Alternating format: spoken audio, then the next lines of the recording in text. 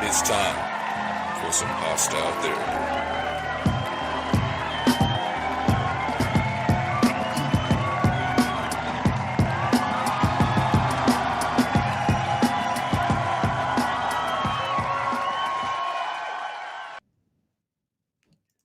All right, let's welcome everybody back to another episode of Hostile Therapy. Got me, Big Red, LT, Lord Trent back for another week. Sparky T, she's in the background. There she goes. She popped up on screen. And we got somebody else added to the mix, Danetta Baby. That's why I'm going to read it out because that's what it says on the screen. Is that what you want to go by? Yeah. It's Danita. Danita? Okay, I said it wrong. I said it like I was from Britain or something. It's okay. Everybody pronounces it like that. Danetta Baby. Okay, so but then Danita. Okay. Danita Applebaum. Does anybody say DB for short? No. No, just me. All right, I'll be out the mix. All right, Danita Baby. We're going with Danita Baby. That's what. All right, everybody call her Danita Baby. Danita Baby. Welcome her to the show. What's up? Welcome. What's up? Thank you. Tell us a little bit about yourself before we get into the mix.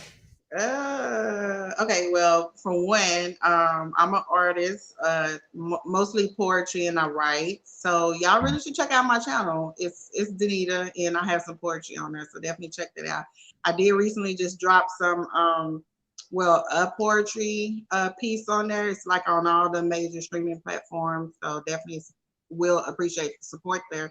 And Preezy is the one who brought me on here. Definitely glad I met with her. She's definitely good people.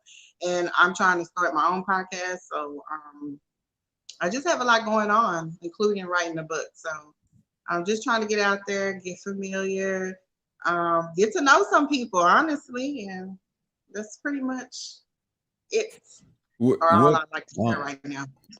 What channel? I mean, where do we find your poetry at? I don't know if I. Well, it is on his YouTube channel for sure, like on YouTube.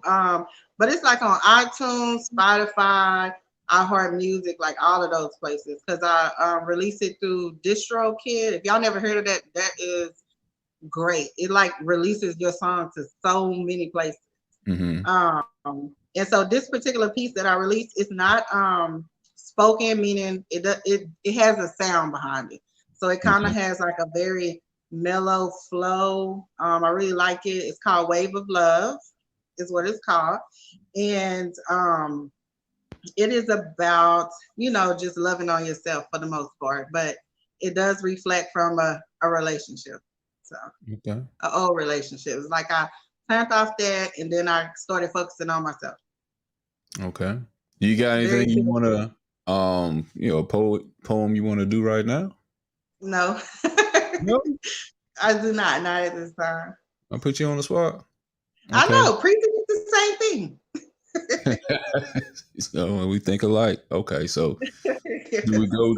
What's the name of the channel on YouTube that we look up? That we type in? Yeah, it's Danita. It's under Danita Stillman is the name of it.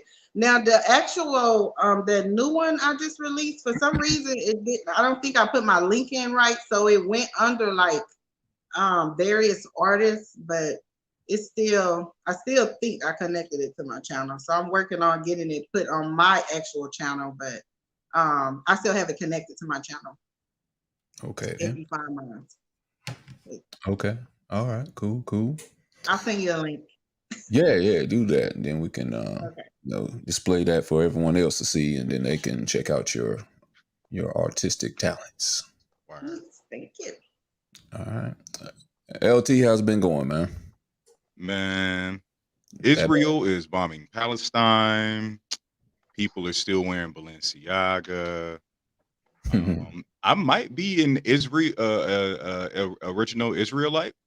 Who knows? I got my ancestry results back. That video will be out soon. Oh, really?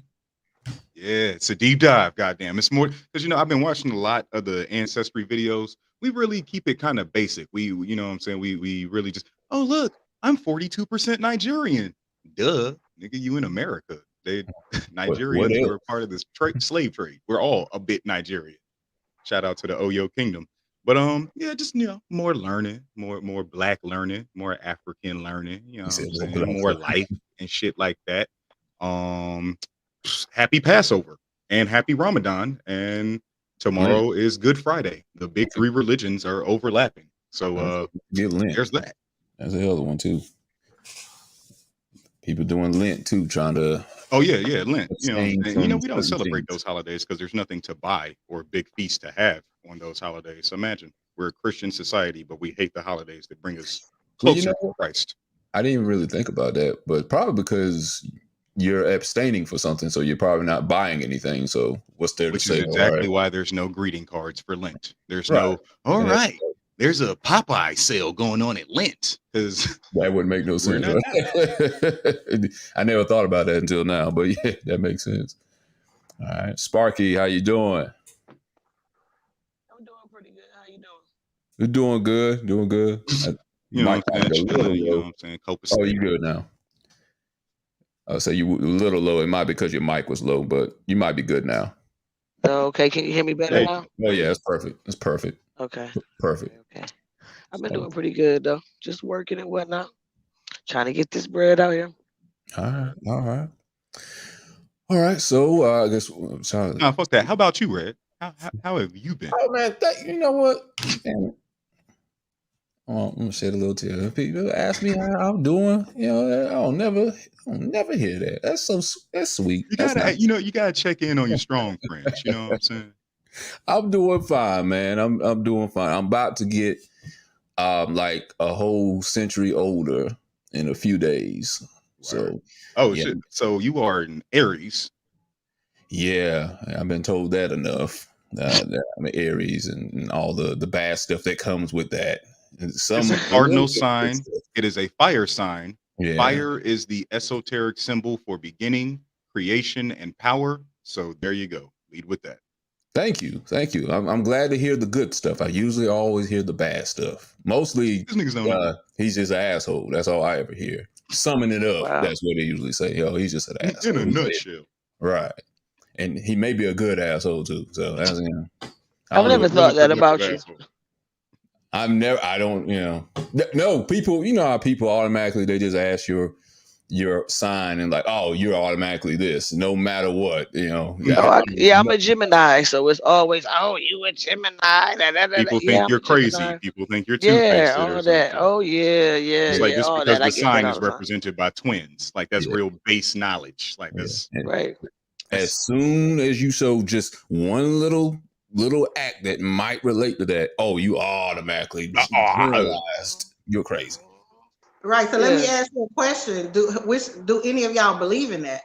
No. Oh yes, I don't consider myself an astrologist, but I am definitely an astrologist and a numerologist. I don't. I think everybody encompasses those things. Just depend on how they're raised. You would have to disregard how somebody is raised in their family, amongst their friends, nature versus nurture type shit, to actually believe that the horoscope things are all true. Then on top of that, the way they get a lot of the readings is by the position of the stars, but the stars are not in the position that you see them in, because stars like the star you see now, the stars you see out there now have moved millions of years ago. What we see outside in space is not what's happening right now. Just like what you see with the sun, the light you see from the sun is like 10 minutes away from what's actually happening. So you're actually seeing the past. When you see a star. With that being said, with all of that star correlation being thrown out, there are patterns that present themselves, like how Halley's Comet appears every 75 so years. We can see things in our celestial sky every couple of years, or everything has a cycle. Everything has the Right. moon has a cycle, the sun That's has true. a cycle, the planets in our solar system have a cycle. So on the day that you were born, there were things in the solar system that contributed to what made you you, because we get radiation from the moon, the lunar, the lunar celestial body. That's why people are known to, act out on a full moon, lunatics. It also makes the tides rise. The moon affects the waters on this planet. Human That's true. beings are 70% water. So the moon has a large effect over us. We're a solar worshiping society. Don't we tell people all the time, you need to go outside and get some sun? It'll change the way you feel, because the solar radiation actually affects us. So if we know we get affected from radiation from the moon and from the sun, you don't think we get affected from radiation from the other planets visible in our sky, like Well, Venus, well, like here's the Mars, thing. our love and our aggression? Well, here's the thing. You can see what position the moon and sun is right now. But they're not millions and billions of light years away.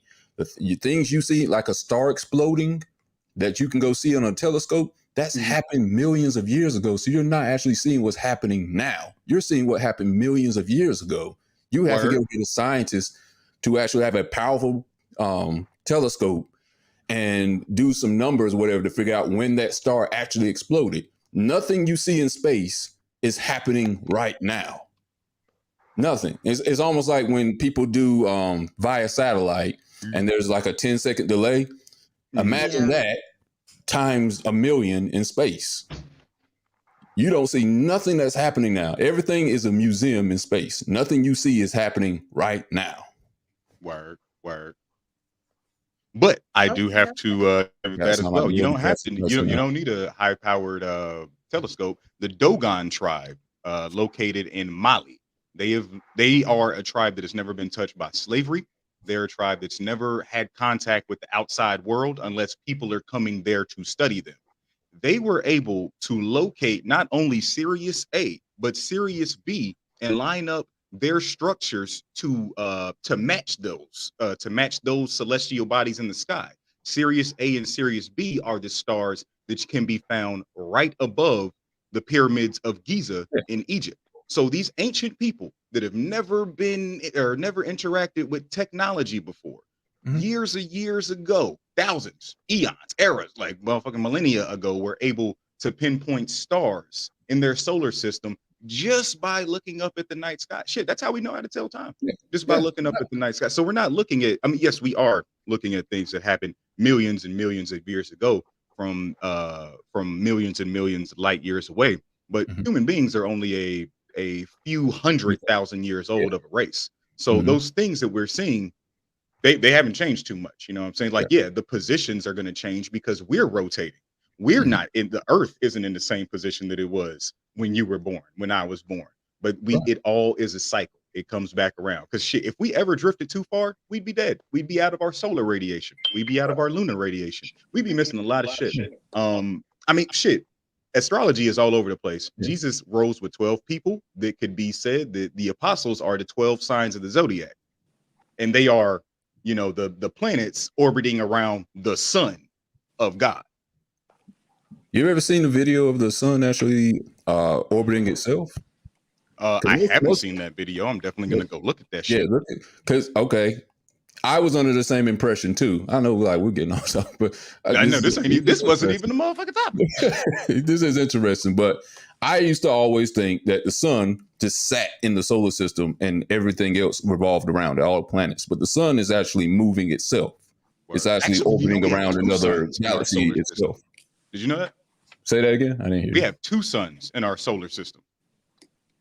We live in a binary solar system. There's a brown dwarf sun that was way older than our sun. Obviously, our sun is a lot younger, but there is a pretty much a dead star out there that was a sun for the older planets in our solar system. We're finding things out about this vast thing called space that we know nothing about every single day. There's black holes that move. They travel. Yeah. I'm scared of that. What are y'all talking about? I know. This is not Kate. We're not talking about LSU. What is on the right podcast? Yeah. You're on the Look, they right got a track little there. deep. They got a little deep. Yeah, what show am I on? All right, Message. all right, we're gonna get back on track. We just got start talking about science. Two Neil deGrasse Tysons up here talking for a second. I fucking love Billy Carson. All right, we're all right. Let's get into the main subject. And hey, Preezy, I didn't Hey, get to how y'all doing? How's everybody doing? we're doing good. Hey, We try Hey, to get the Sparky Hey, girl. T. Breezy. How you We doing, try to Hey, get baby, the how Sparky? you girl to doing? do a poem for I'm us. doing good. How you doing? I'm Little good. poem. She Got tried to get. Danetta baby in the house. Yeah, we tried to get her to do a poem. She said she ain't gonna do one for us. I, She said next time she I got told them us. that's what you did. You could have done an old McDonald or had a for him. I would have been fine with that. Mary had a little lamb. I'm good with that. I love nursery rhymes. Calms me down. Oh, really? Takes me back to my childhood or yesterday. Makes me feel young, which I am not. All right. But he went back. Okay. So the first thing we're going to talk about is the main topic for today. The question is, and there's no both, can't answer as both or and. The question is, would you rather be loved or respected in a relationship? That's what we're putting it as, a relationship. Would you rather be loved or respected? We're going to separate those two. And we want to see what you guys' answer is. And Danita, what we do here, I don't know if you've seen it, but we give everybody 2 minutes solo time at first to give their answer and the reason why they think their answer is, the right answer or whatever, or their opinion. And then we go around the room and everybody gets 2 minutes, and then it's a free for all, and then everyone kind of speaks their mind after that. There's no time limit after that until the conversation comes to a natural close. Okay? All right. All right. All right. And there's Giggle saying hello. All right. So we will start off with Sparky. Let her give her answer first. She has 2 minutes to tell us, would she rather be loved or respected in a relationship? We're separating the two, so there's no both. Again, no both. So, Preezy, I'll let you go. Are you ready? Go! I mean, not Preezy, Sparky. Sorry. That's okay. I was about to say, is it me or is it Breezy? But I guess it's you said I can't say both. So I guess I would say love. Because I would rather be loved than respected. I was about to say I really want both. But I say that I think I would rather be loved over respected, because I think that when respected is based on who you are as a person. Like, I think that somebody respects you, they respect you based on who you are or things you do like that. I think with love, it's a feeling of admiration, I guess. It's a feeling that you have towards somebody, and that's not necessarily based on who they are. You can love somebody unconditionally, and even if they do some things that you don't like, you can still love them. But that don't mean that you're gonna respect it. Somebody can do something and that can make you lose respect for a person.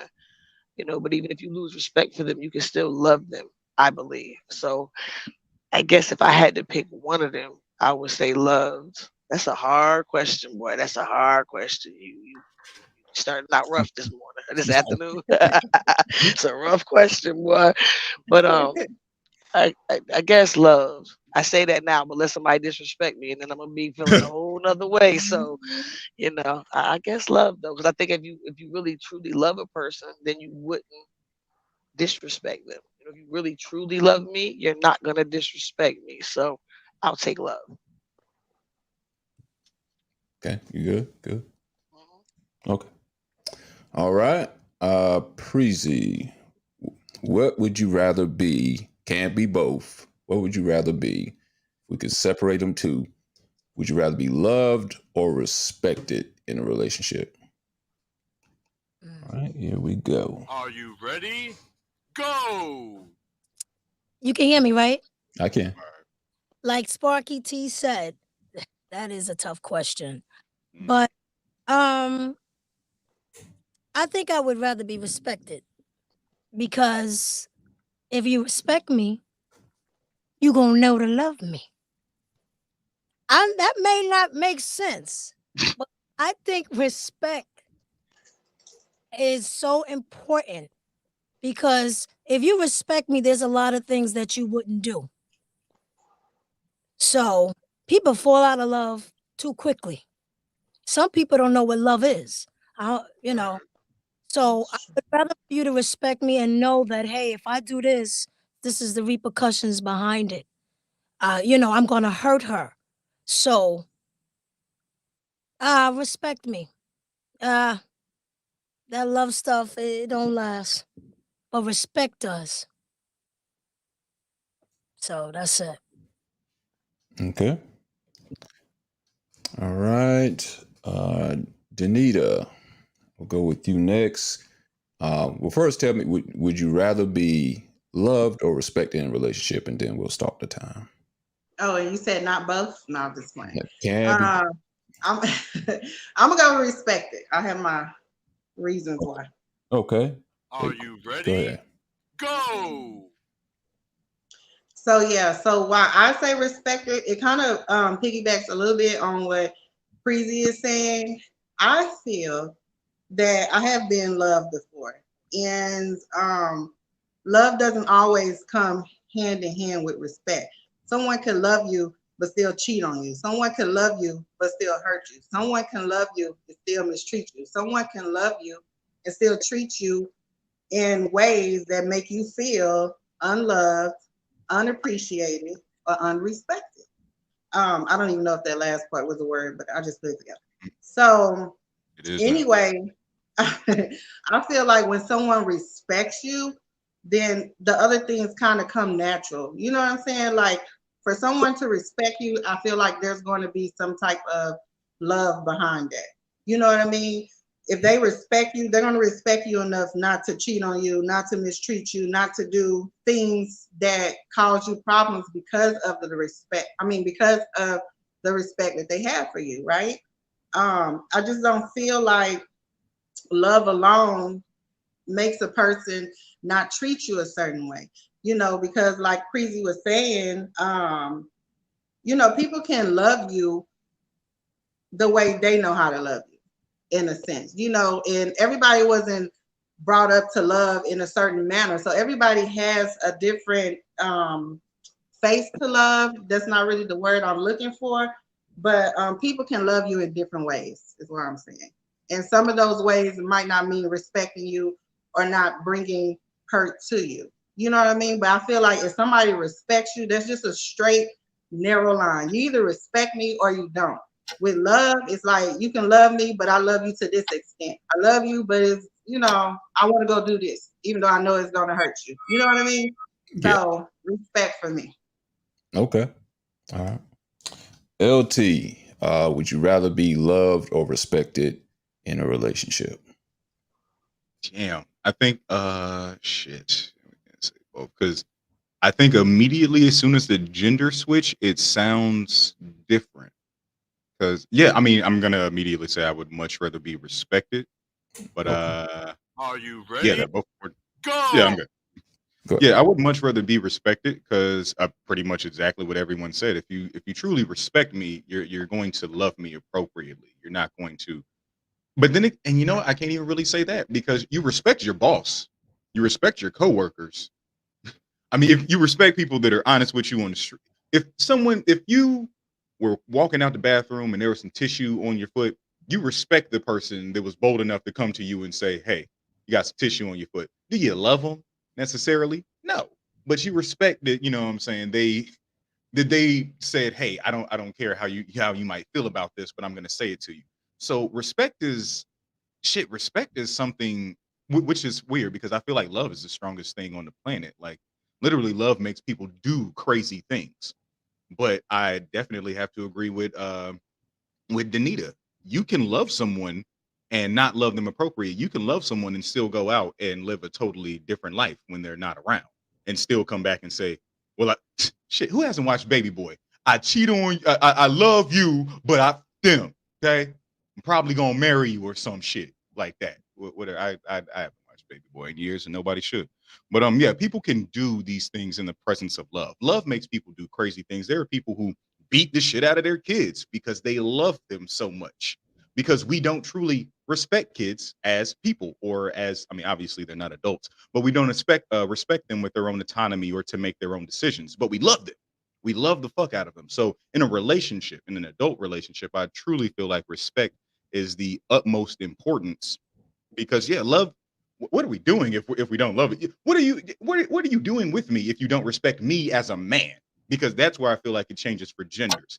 I definitely feel like a man should always be respected if he is going to be like, if a man is not respectable, how is he lovable? If a woman is not respectable, how is she lovable? Okay. All right. I'm going to say respect. I'd rather be respected. Are you ready? Go! I think every last one of y'all gave some good answers. Hard to disagree with anything. I know it was a hard question. Respect, I think, why I go with respect is, and the reason why I separated them is a couple of y'all mentioned this. Yes, people who want love in their life, love can be shown in different ways. Some people may not know how to love properly. They may have learned abuse may be a thing. I'm sure somewhere deep down in his heart, Ike Turner loved Tina. But he sure the hell didn't respect her. Not the way he treated her. And I'm sure there's many other couples that can relate to that the man or the woman that abuses their mate said, I love you, that's why I did that. But they didn't respect them. And maybe they weren't taught right growing up or whatever. You know, I've seen people give their bosses, give celebrities, even though they say they love them, I don't think you can actually love a celebrity you never met, but they respect their music, and they would do everything in the world they can for that celebrity. If they showed up right then, they would feed them, clothe them, rub their feet if they had to, because they have respect for them, and they wouldn't do that for their own grandmother, own boyfriend or whatever. And they claim they love them, but they don't have that same respect for them. And sometimes it's hard to tell the difference between respect and fear, because they both can look like the same things from far away. I'm pretty sure some people would say people respect the president. Nobody loves the president. Nobody knows the president. I'm sure people say they respect Kim Jong-un, the dictator of North Korea. Pretty sure nobody really loves him, though he probably makes them say they love him. I think respect for men, and I agree with LT, at least for men, we'd rather have respect first and love second. I don't know if that's different for women, but speaking on a man's part, we'd rather have respect first and then love comes second, because I don't like have to come home and you can love me all day, but if I come home and you saying you arguing with me because you love me, because you wanted to fix the situation, but you're just yelling at me, berating me, I don't think that's love. I don't think you have to yell to have a discussion. There's a level where you need to respect to be able to talk with some sense between both of us. You should have respect for me. I should have respect for you. When I talk to you, I need to talk with respect, not yell at you and berate you the whole time. I can still love you, but am I showing you respect? We say really harsh things out of love. Right. Love makes you say some shit that is disrespectful. Right. I think respect is. Yeah, go ahead. I'm sorry. I was about to say, I think respect is meant for the masses. You should be respecting everyone. Yeah, you're right. You should be moving through life and respecting everyone. Love should be reserved for the special people in your life, or for that special person in your life. You should be loving, your family, your friends. We talk about in relationship, your significant other. You should be respecting everybody. Respect is like a broad, general thing that you should just be doing as a decent human being. But loving people is, what I'm saying? That's an intimate, passionate. It's a different level of, and I believe that there should be respect within love. But you should be respecting everybody, like you said, the president, your teacher. You show respect to people when you shake their hands and you do different things. But for my relationship, I mean, I don't know. I see both sides of it. I just think that, with respect, you should be respecting everybody. That's what we should be doing as a whole, as a society. But I feel like love gives a layer of love takes away a layer of it provides a layer of comfortability with certain people. Like when you Red, like you were saying, well, I think celebrities have a whole different thing. I think we worship them more than we respect them. Like I think it's definitely coming from an angle of worship more so than respect, because I know a lot of people who love a lot of people love Future. I don't think a lot of people respect Future when it comes down to who he is as a person, because we don't even know these people as people. But I think with love, yeah, you're gonna let someone who loves you, who says they love you, who you say you love, get away with a little bit more, versus that respect Okay. aspect. And very good point of you pointing out sometimes respect can feel a little bit like fear. That's the thing about it. Like, I mean, and not in so in a relationship, you should fear your girlfriend or fear your boyfriend or your spouse, your significant other, whatever the fuck it may be. You should, yeah, there shouldn't be fear in it. Like, respect is a very finite thing that it's honor. It's literally it has to start from a place of respecting yourself. Because yeah, if I respect myself, I respect the things I'm involved with. I respect this relationship. I respect the person I'm with. All of that goes together. So I'm not going to say anything disrespectful to this person because we're in a relationship. We're together. That's me disrespecting myself. If I'm out here in these streets doing God knows what with God knows who, I'm disrespecting myself because I'm saying that the person that I'm not showing any loyalty. I'm not showing any solidarity. I'm not showing monogamy, and I'm not showing that I truly care about the person that I'm with. And that all stems from respect. Like, again, we can love people all day. Like you said, you love your grandma, but if your grandma tell you to stop doing something and you feel like you're not about to stop, some of us talk back. We love our friends, but some of us don't respect our friends enough to not smoke in their house or to not take our shoes off immediately at the door. Like, love gets you that level of, we cool, I ain't gotta do all this. But respect is that level of, nah, I ain't gonna do that because I know you real. I know you don't like that shit, so I ain't gonna do that around you. It's not fear, but it's a little. Kind of. I mean, the most basic way to say it is respect. Yeah, I can see what you're saying. Sorry. Yeah. I was trying to talk. I think it's a different level anyway of respect when it's in a relationship. Like, some people use that whole love thing in vain. You know, even I've heard it before, and if you think of the concept right, like you were saying, you let somebody get away with something, right? And then once they be like, oh, okay, she gonna let me get away with that, you know, then they just keep going and keep going and keep going. They're just like children. When you first get your children and they're growing up, they test you to see how far they can push you. And I've literally had someone tell me before an ex, because I was like, why do you always keep bothering me? You know, I really don't want to talk to you. And he's like, because I know you love me. I know you will always love me. You know, so you know, you feel that I will always love you. So you'll play all of these games, but you don't have any respect for me. And that's kind of the same. Like, people do stuff because they feel like I can get away with this because this person loves me. But if they respected you, they're just not going to do it. Like, I'm not going to do that because I respect this person that much to not do that. But with that whole love thing, it just can get very tangled if the respect is missing. It really can. People will literally make it seem like they're allowed to disrespect you because they love you or because you love them. Right. But is that the love is the issue, or is that the people are taking love and trying to twist it and turn it into something else? The latter. I mean, exactly. you know what I'm saying? People can do the same thing with respect. Yeah. Well, if you respect me, then you won't. If somebody's trying to manipulate you, they can manipulate you with love or with respect. Because it's like what you said, respect damn near looks like fear. So, you know, when you come into submission, you're going to submit to me. You're going to respect me. Now you're damn near fearing me. I got control over you. You know what I'm saying? It starts to look like that, as opposed to if you loving somebody and you doing something out of love and you're respecting them because you love them. I'm going to do this for you. I might not normally do this because I love you. I'm going to show you that much respect, and I'm going to do this, and that. You know, like I said, I can respect my next door neighbor, but as soon as I see them do something that I don't think is whatever, that respect goes out the window. Like, if you hold on to love more than that respect went the hell out the window. It's like, oh, wait a minute now. You want me to respect I got a question. I got a I question. feel like respect is different. I don't know. I don't look at it as fear and hostile. I think it's the way you view it too. You know, like how we can always have our different perspectives on how we Mhm. view something. And I think it's kind of like how you come up on respect.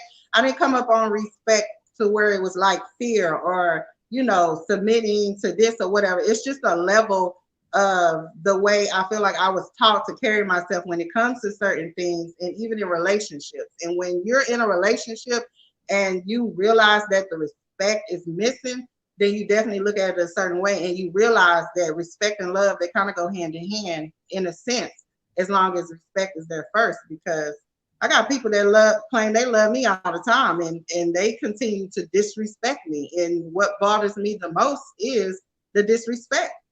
It just needs to be there. But I don't see it as, you know, like fear or submitting. I see it totally different. Let me ask you guys a question then, because it seems like there's a little pattern here with this.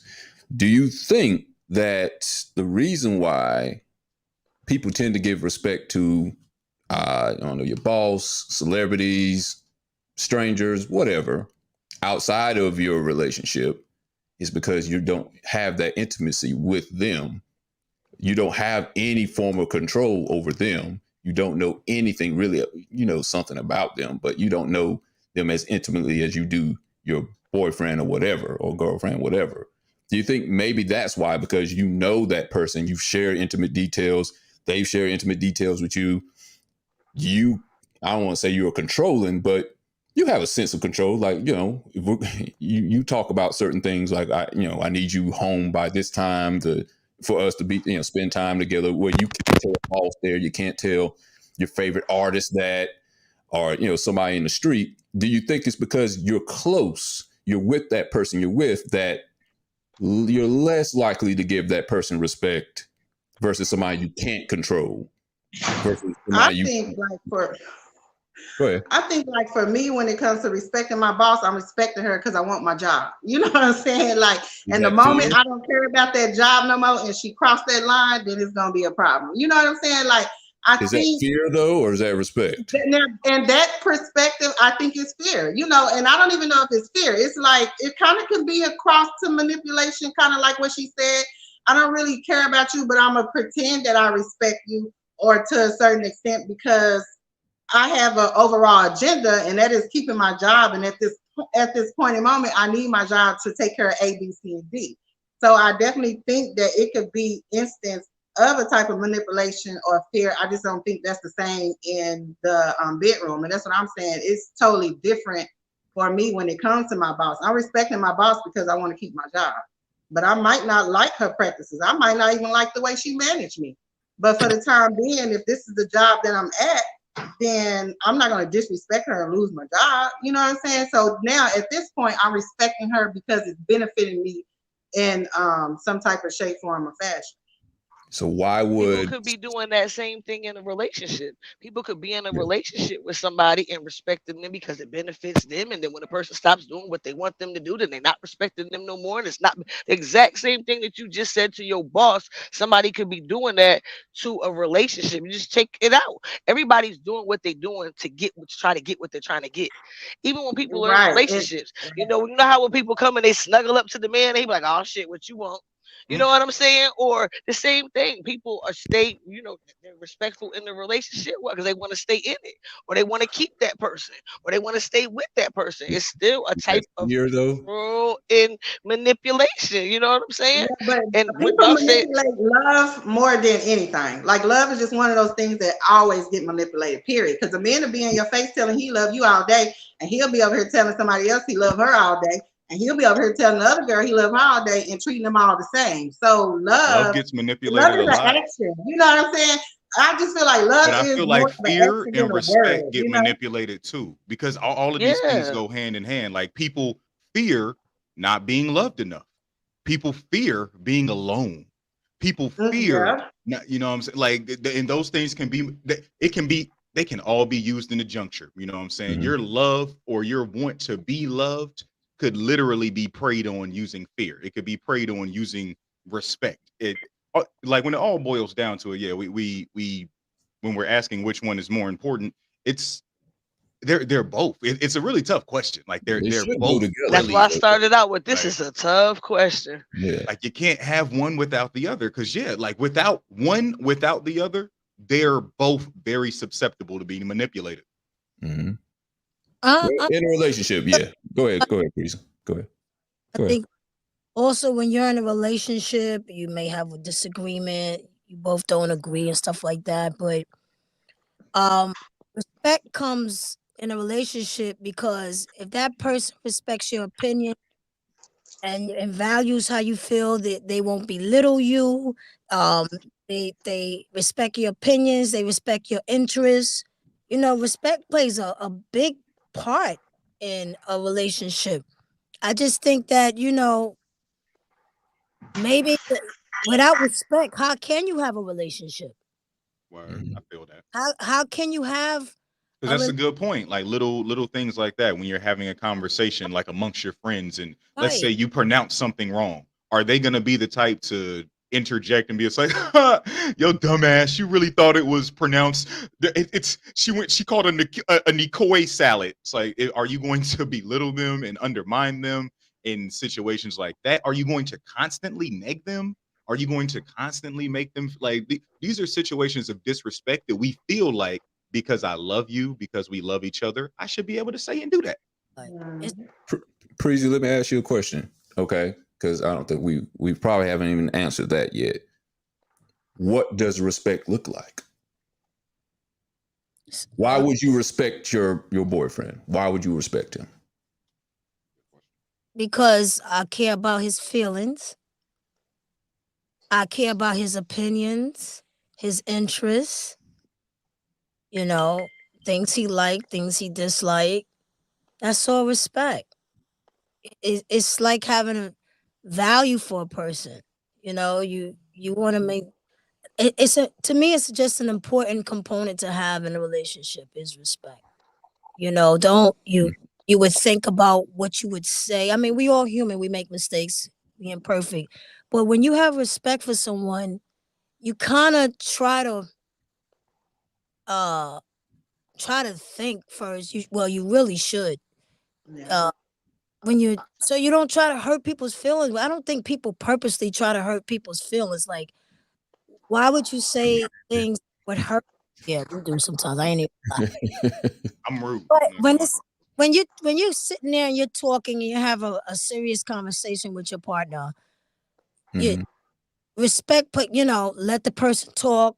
To me, that's respect. Let me let you talk. Go ahead, say what you gotta say.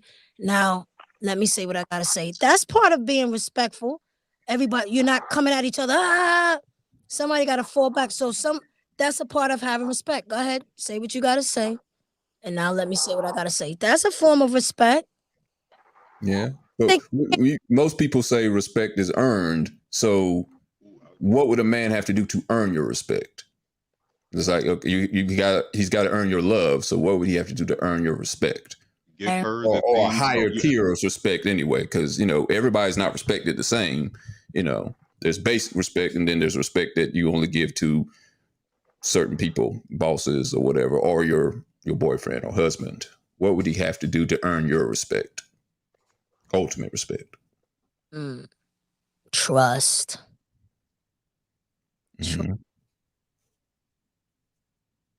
Don't do things that you wouldn't want done to you. That's respect. If you wouldn't want me to do certain things, then you should do it. You shouldn't do it to me. To me, it's just common sense. Mhm. I know sometimes that's not so common, but do unto others as you would want done to you. To me, that's Literally the best way to put it. Yeah. Yeah. Mhm. Unless you got somebody crazy enough to like to be hit, and so they think that's respect. You know, there's people like that. We And know that's a manipulation right there. Oh, if you really respected me, you'd step on my nuts when it's like what? that's BDSM there. Yeah, like if you respected how I felt about anything, you would stop farting when we go to bed. remember when Tony Braxton That's respect. That's respect. brought you home last night. But that was a form of That's true. shouldn't have, you know, he should have known better to go out there and stay and mess with somebody else. That was a form of respect. Hmm. You Well, need that's both. You need the love and you need the respect. And this was a tough question, but I don't Yeah, know. I agree. You need both. Respect someone. It to me it just shows, okay, you may not love me, but you respect how I feel. Hmm. You know, I think I just would rather that. Respect me. You know, don't do anything that's gonna harm me or hurt me. It's respect right. on that. RESPECT. I don't want to Yeah. do that. No, I know this is the outcome of this. No, I'm not gonna do that. That's disrespectful. Don't do that. You've heard people saying, "Yo, son, don't do that. That's mad disrespect." It means a lot Right. when We people literally, yeah, we greet each other like respect, respect. You know what I'm saying? respect. Like, It means Mhm. just like you holding the door for. I hold the door for elderly people. To them, that's being respectful. Wow, this person doesn't even know me, but that not was, asking a woman her age.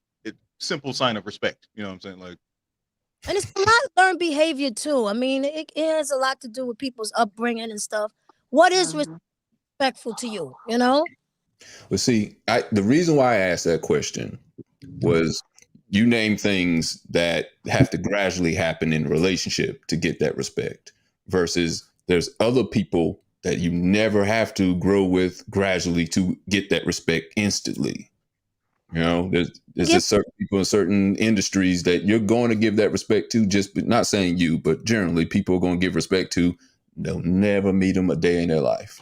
If they do meet them, shout out to the TV series Swarm. They'll uh, love them to death. Well, I don't be respect them watching. to death. I Whatever you did want to not call it. I don't want to understand call that it love. reference. uh, I don't I be th- watching Storm. Well, some people believe that respect is earned, and some people believe that respect is automatic. You know, you have different. You know what I'm saying? Like some cultures, you have to earn people's respect. Some cultures, you just respect people automatically. Mhm. Some instances, like how you talk about maybe a boss or something, you automatically may respect that person. In other situations, well, respect is given when respect is earned. So people don't always follow respect all in the same way either. You're Which right. I think is weird. It's like because like I agree with you on that one, but I think it's weird that people have the mentality of so are you not gonna present yourself as a respectful person until someone shows that they're worthy of your respect? And I think that's where it gets when we talk about or the negative end of this respect aspect. Yeah, there are those people who don't show any respect who yeah, like imagine you're the employee and you feel like the boss need to show you some respect. Right. Well, shit, But there what I are gotta people respect that for the do, but there are people that act like that. You ain't ever been on a Mhm. job with somebody and All the you let time. the I'm not boss say disagreeing with you at something all. and then it's the whole, no, I wouldn't say you would disagree. I would just say there are people that really believe, well, if the boss don't respect me, I ain't respecting her. You know, forget the title, forget that's who signed your check, forget that might be who owns the company, any of that. There's some people that just feel like she put on her pants the same way as me. If the da da Mhm. da da, so I don't. It Yeah, kind of I would comes say I from think both that's sides. weird. Like Oh, no. I think I can say that I have not respected all my bosses. I I mean did what I that too. need to do to be cordial around them or to not disrespect them. But just because I don't disrespect somebody, don't mean I necessarily respect them. Because if they're not respecting me and they have, like they're my boss, because I can't, like I said, I haven't respected all my bosses, but I haven't disrespected them either. I feel like you have to carry yourself to a certain level to be respected, for Mhm. one. Or you just carry yourself and people will automatically respect you. You know what I mean? I don't know if what it is, but I can go around a group of kids that's cussing, not all of them, some of them instantly not want to cuss around me. Or when I talk to younger people, they instantly say, yes, ma'am. You know what I mean? Yeah. And I feel it's the way I carry because I have someone else with me that's the same age, but they're more like relatable to them. They're like kind of on their level. I feel in a sense mentally, but they kind of see, oh, she's a little bit more serious. So then they respond to me differently, or whatever. But even with a boss, I'm not gonna sit up here and say that just because you're my boss, I have to respect you. I don't need to disrespect you, but if you don't carry yourself in a respectful manner, I mean, I'm gonna do what I need to do to keep my job, but That's a I'm good not point. gonna I'm sorry hold to you up here to no standard. that's a good point that you made because imagine if you went around those kids and you know what I'm saying, they continued to curse and didn't call you Mhm. ma'am, you would like, because respect, it's really, yeah, it's that quick. It can be given and it can be earned with it, or it can be lost within a moment. If I walk up Right. to a group of obviously younger children and they're cursing, calling themselves out of their name, calling me out of my name, or not acknowledging me as sir, I'm not going to look at these kids as a respectable group of young kids, because just like Mhm. that, I'm going to feel disrespected. These these badass little kids out here calling me nigga and this and that. Hey, what's up? Oh, nigga. Like, I'm going to feel disrespected, not Right. because they are truly going out of their way to disrespect me or to be disrespectful, but because there was a disconnect in the, yeah, there was a disconnect in the amount of respect that should have been given in this interaction. Right. You know, they're just little, I mean, we can call it common sense, but they're just ways that indicate to us that a person is not respecting of themselves yet. And when you can see that a Mhm. person is not respecting of themselves, yeah, that can trigger an immediate, oh well, I don't need to respect them, like, because it could be transferred to a boss. If you walk up to a group of coworkers and your boss is sitting there like, man, so I told that nigga that he can get the fuck up out of here because I sell all the burgers at McDonald's. Like, if you walk up and you hear your boss talking like that, and it's your first, second day, the shit, even if it's your 600th day, you hear your boss talking like that, you're gonna be like, do they really talk like that? But they be telling me what to do. Like, what the fuck? I should be the boss then, because shit, I could talk like that. Because the things that come with these titles, you expect Mhm. more prestige, you expect more couth, you Right. expect more respect. It's a respectable position, you know what I'm saying? So you expect these people move a certain way. So when you see other people not moving like that, I completely understand the triggered response of, well, shit, I ain't gotta respect them either. You know, it look like they respect themselves too much. All right, let me ask y'all this question then. In the beginning and the end of a relationship, beginning of a good relationship and then a relationship that ends. Beginning of a relationship, what comes first, love or respect? At the end of a relationship, what goes first, love or respect? Say Who that again. I'm answering? sorry. Anybody? In the beginning of a relationship, what is obtained first, love or respect? And at the end of a relationship that ends for whatever reasons, what goes away first, love or respect? Ooh, damn. Okay. Damn. I Son, know. where'd We you keep find asking that? all these questions. I think that at the beginning of a relationship, if the respect is there, it's going to sustain throughout the whole thing, right? Love, I don't know, because I feel like some people can lose love when y'all are breaking up. You can lose the in love part, maybe not necessarily the love. Like, I still love that person, but I'm just not in love with them no more. But I'm not going to do certain things because I respect them. So I'm respecting the fact that we are separated. But for people who don't respect you, it goes crazy. Just like you can think of, what's that basketball story where the guy threw the drink in her face or whatever. Clearly, you can see that he still loved her in a sense, or whatever the case may be, because he had a problem with her moving on for whatever the situation was. But he clearly didn't have no respect for her. He threw that drink in her face on live TV. And I think that was on Basketball Wives. It was Jennifer or Oh, okay. something. I thought you were talking about the No, game. Yeah, Jennifer Williams. right. So you can clearly Oh, tell yeah, that he yeah. obviously didn't respect her anymore. But I feel like if Yeah. respect is there at the beginning, it'll carry on through the end.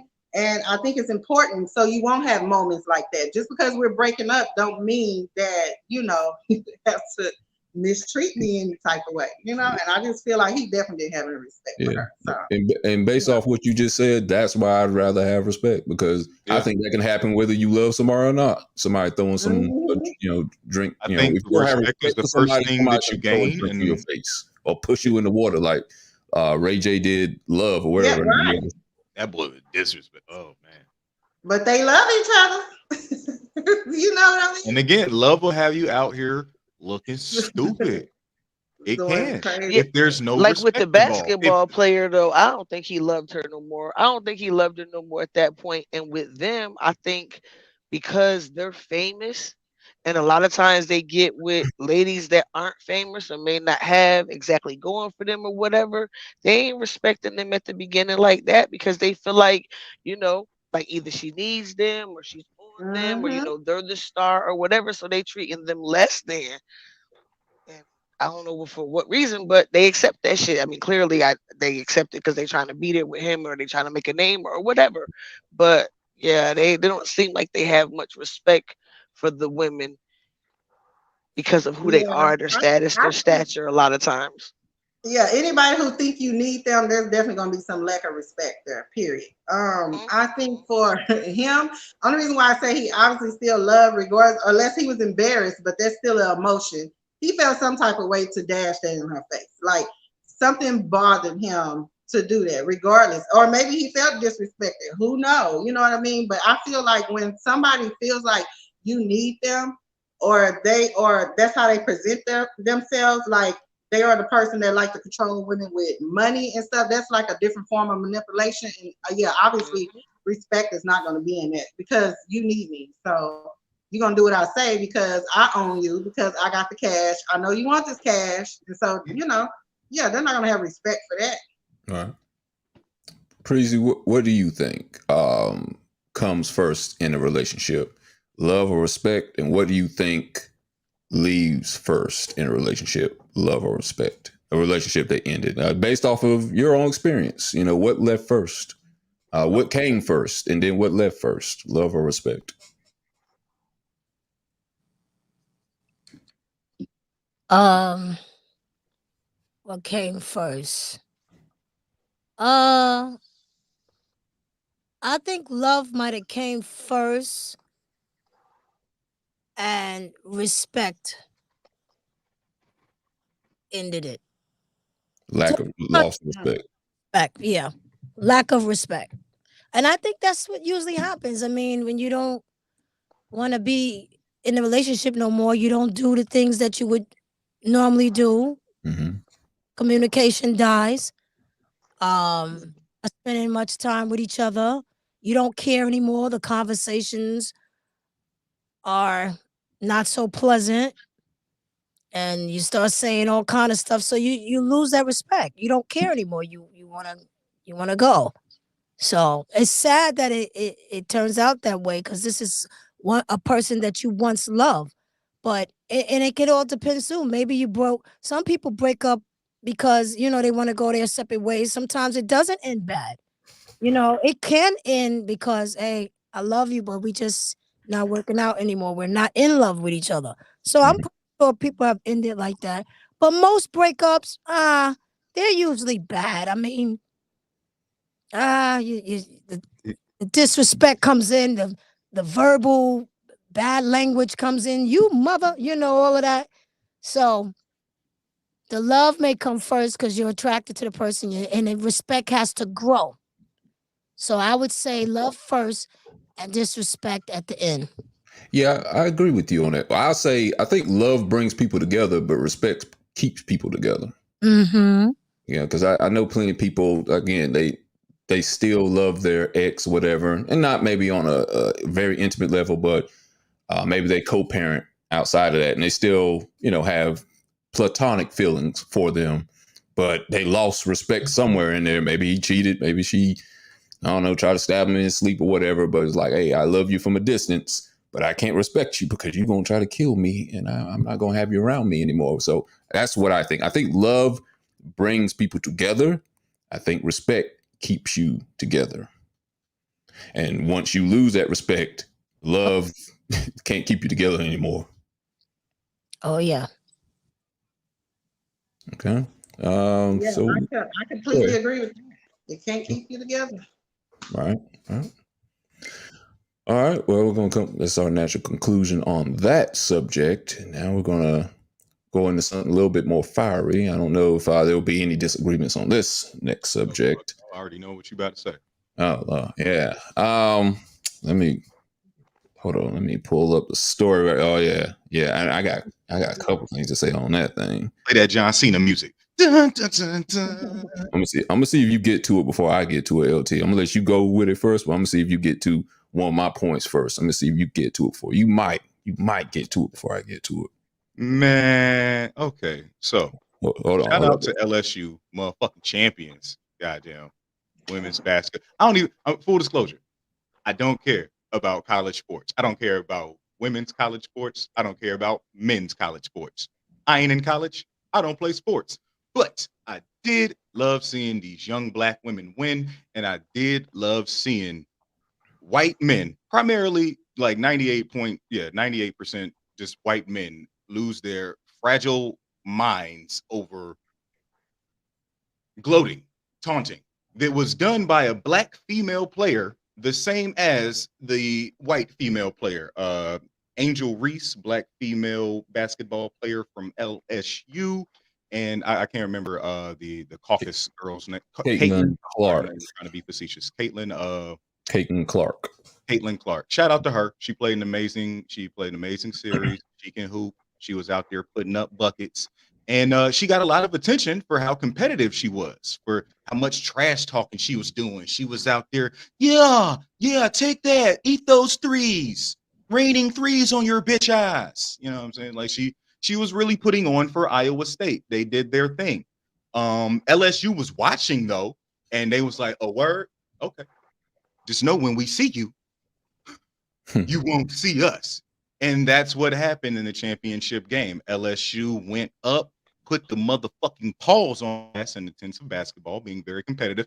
And Angel Reese, who was out there dropping buckets and getting rebounds, so she was working on both ends of the courts, defense and offense, decided to track down Caitlin. Oh, hey, you girl from the promos about being trash talking and competitive and shit.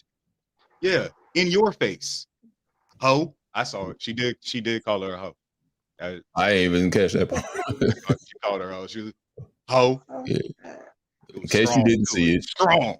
I'll put it up here right quick. In case people didn't see it, let's look at it right quick. Finishing the way she started this season, LSU has been a confident group throughout. And Angel Reese, after the game, finishing the way she started this season. LSU has been a confident group throughout. And Angel Reese. So what are they actually doing when they doing that? Okay. She about to get the hand gesture. And like, what set you from? No. This is okay. Let me go over the story right quick. Okay, so it's from a popular wrestler you might have heard of, John Cena, and it was no. Let me rephrase that. It was popularized by a wrestler named John Cena. It was really started off by Tony Yayo of G-Unit. He did this in the video saying, "Hey, I'm so fly, I'm so cool. You can't see what I'm doing over here." If I can interject, it was Tony Yayo started doing that in music videos because he had an active warrant out for his arrest in New York City. So when he would appear in these in 50 Cent's music videos early on and Wankster and shit, he had to cover his face. He thought this was covering his face because even though I have a warrant, I'm still about to be all in the videos, all on the records. He couldn't just do like Ghostface did and put a whole mask over his face. Or Keywan from the Saint Lunatics. Shout out to you, Keywan. Right. They're wearing that mask. Never saw your face ever. Yeah. Shout out to Daft Punk. But it was popularized by John Cena, wrestling. He used to do that all the time in every match. So even though they caught on to it very late because he's been doing that for like 20 years.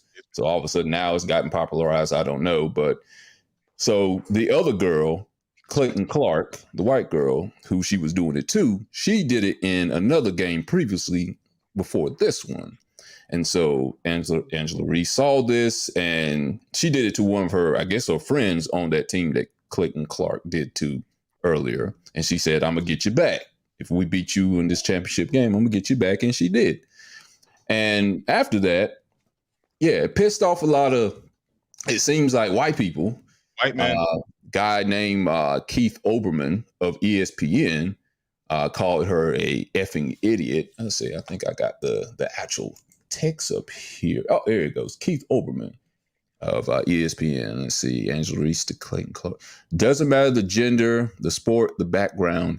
You are seconds away from a championship, and you do something like this and overshadow all the good. Mindless, classless, and what kind of coach does this team have? And then, no, he didn't say fucking idiot. Somebody else said fucking idiot. So strike that away. But he's just as bad at what his statements were, because he was criticizing her for basically trash talking, which players do. A little bit more subdued now than what it used to be in the NBA. You can't really do anything in the NBA now, but it was the same thing that Caitlin Clark did, and she got praised for it. Promo. Like, they went around asking members of her teammates, hey, so what is it about Caitlin's competitive spirit? Meanwhile, just playing images and clips of her yelling and getting in her opponent's faces and shit. And her teammates are even saying, sometimes when we're up by like a lot of points, Caitlin will go over to the other team and be like, yeah, what do you want to do? Or because they're from Iowa. They're not like, and the reason they're doing the you can't see me thing now is because white people just catch on to things like this. They're rhythmless, they're swagless, but they love when they can claim they love when they look hip. They love when they look cool. They love when they're dominating at something that they feel like they should be dominating. They always want to. That's what the idea of the Ubermensch and Hitler was trying to get with the Aryan race. They wanted white people to be this. That's literally the basis of white supremacy. That's why you mainly see white men upset, because they love this shit when it's from men. They love the trash talking goat Larry Bird. They love they just love it as long as you're a man. We literally watched a whole documentary about Michael Jordan and about how he used to punch and strangle his teammates. But because of his fiery, competitive spirit, as long as you win, it shouldn't matter. And that like trash talking is a part of sports. Like, they were literally bigging this girl up, this white girl, who was, she hooped, but is she really? Are we really about to see her in the WNBA? And let's be honest, when she gets to the WNBA, I guarantee you, all those white men that were so mad about the turn of events for the way Angel Reese reacted are not going to keep up with any of these players after this motherfucking game. Let me look back at that thing again. He did. Okay, he called her a fucking idiot. He did say it. Okay, I missed that at the very top. He did call her a fucking idiot. So yeah.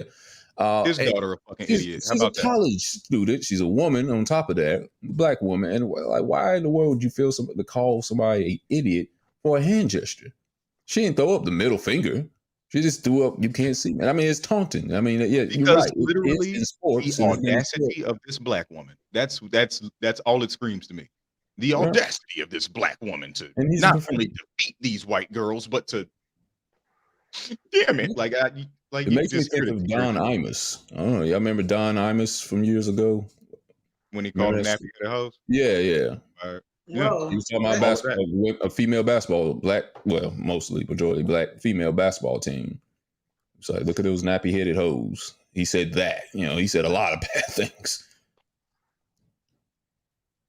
That's what it reminds me of. But I can't understand for the life of me, why would that seem? Of course, because I do think, in this case, it is based off of race. What's good for one person is bad for another, but I can't understand why you would feel the need to express that so viscerally. I don't understand that. Because America has always been about shaming and belittling black women. Mm-hmm. I have to agree on that. They're always finding something.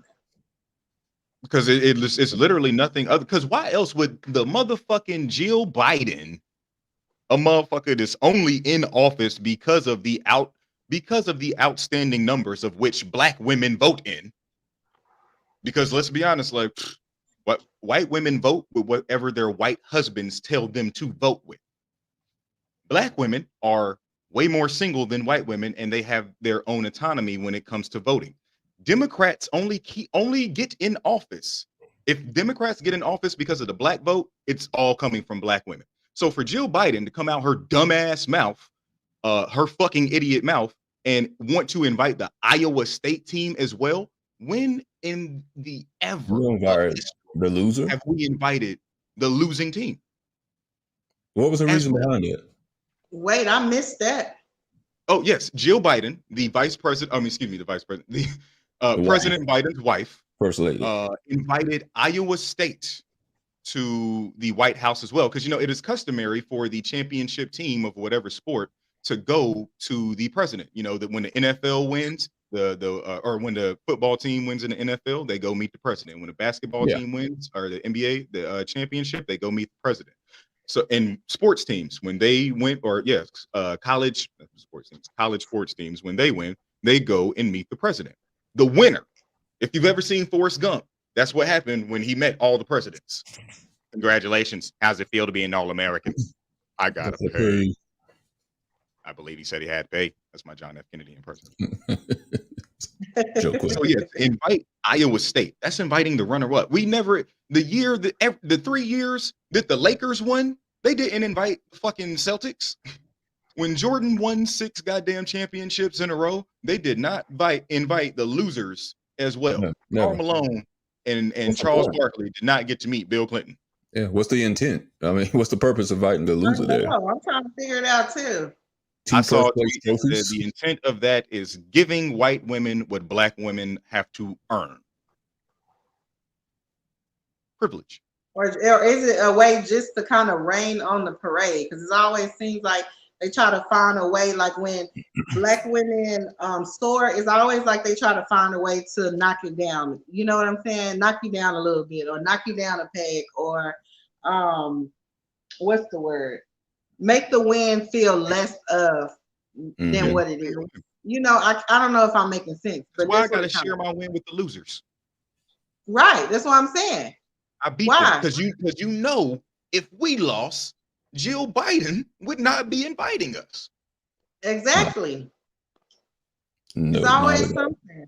It's always something. You know, I'll say this. I'll say this. Though I disagree with how, I wouldn't say, if I was coaching the team, I would have said male girl. I know he didn't make her, but I would probably coach both girls, Caitlin and Angela. Hey, let's not taunt. Let's not do that in there. Just play the game fair. I understand. That's just me. I don't have a problem with what she did. I wouldn't have, as a coach, I probably would have told her not to do that. Because that couldn't, you know how the NBA does now, because that incites riots and shit like that, fights, whatever. Then it takes away from what's actually happening right now, the actual win. No one's actually even hardly talking about the win. They're talking about this gesture. Now, it's not her fault that people reacted the way. I don't disagree. I don't agree with how people are reacting to it. With that being said, it's pathetic for people being this biased versus that girl. For the same gesture that she's been making and trash talking she's been doing since the beginning of her college career. I'm talking about Caitlin, the girl off of Iowa. I'm talking about her. It's ridiculous. It's pathetic. Not even just to talk about it, but to call someone an idiot. Not just an idiot, a fucking idiot. Because it's like, it's really coming from a place of, what do you expect these? Because again, if this was college men's basketball and these boys was out here, yeah, let's go, all in the face of each other, we would be saying, damn, look at how passionate they are. Look at how competitive they are. They're really going at it. They're gladiators of their jet. Like, that's the way so are we now looking at women? This literally makes me look at women's basketball like, oh, they need to play nice. They need to be respectful. They need to be dainty. They need to play nice. They need to, if you have nothing nice to say, don't say anything at all before we start playing girls basketball. That's the way it makes it seem. Because, like, why are we telling these women that, I mean, not to say you're saying it, but why is to introduce the hypothetical of saying, hey, when you go out there and you play, don't taunt the other players, or don't, because it's a celebration. Like, again, Aaron Rodgers and motherfucking other football players have built their careers off of how they celebrate in the end zone. Discount check. That's the champion. Like, when I step into the end zone, I'm putting on my championship belt because I'm a motherfucking championship. And we love seeing that. We love the LeBron James, you know what I'm saying? Or if you're as old as me and you remember niggas like when before LeBron James got to the Cleveland Cavaliers, there was these niggas who did this all the time or some shit. Remember Garnett? Kevin Garnett was doing that? Yeah.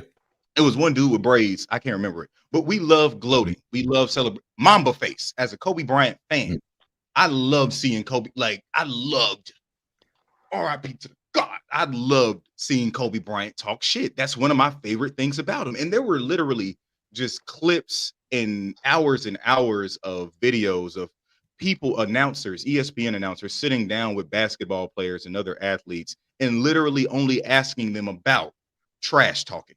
Reggie Miller literally looked at Spike Lee and said, choke on a dick in Madison Square Garden as he was beating them against, like, and we love it. We literally made a 30 for 30 Sports Center documentary on it.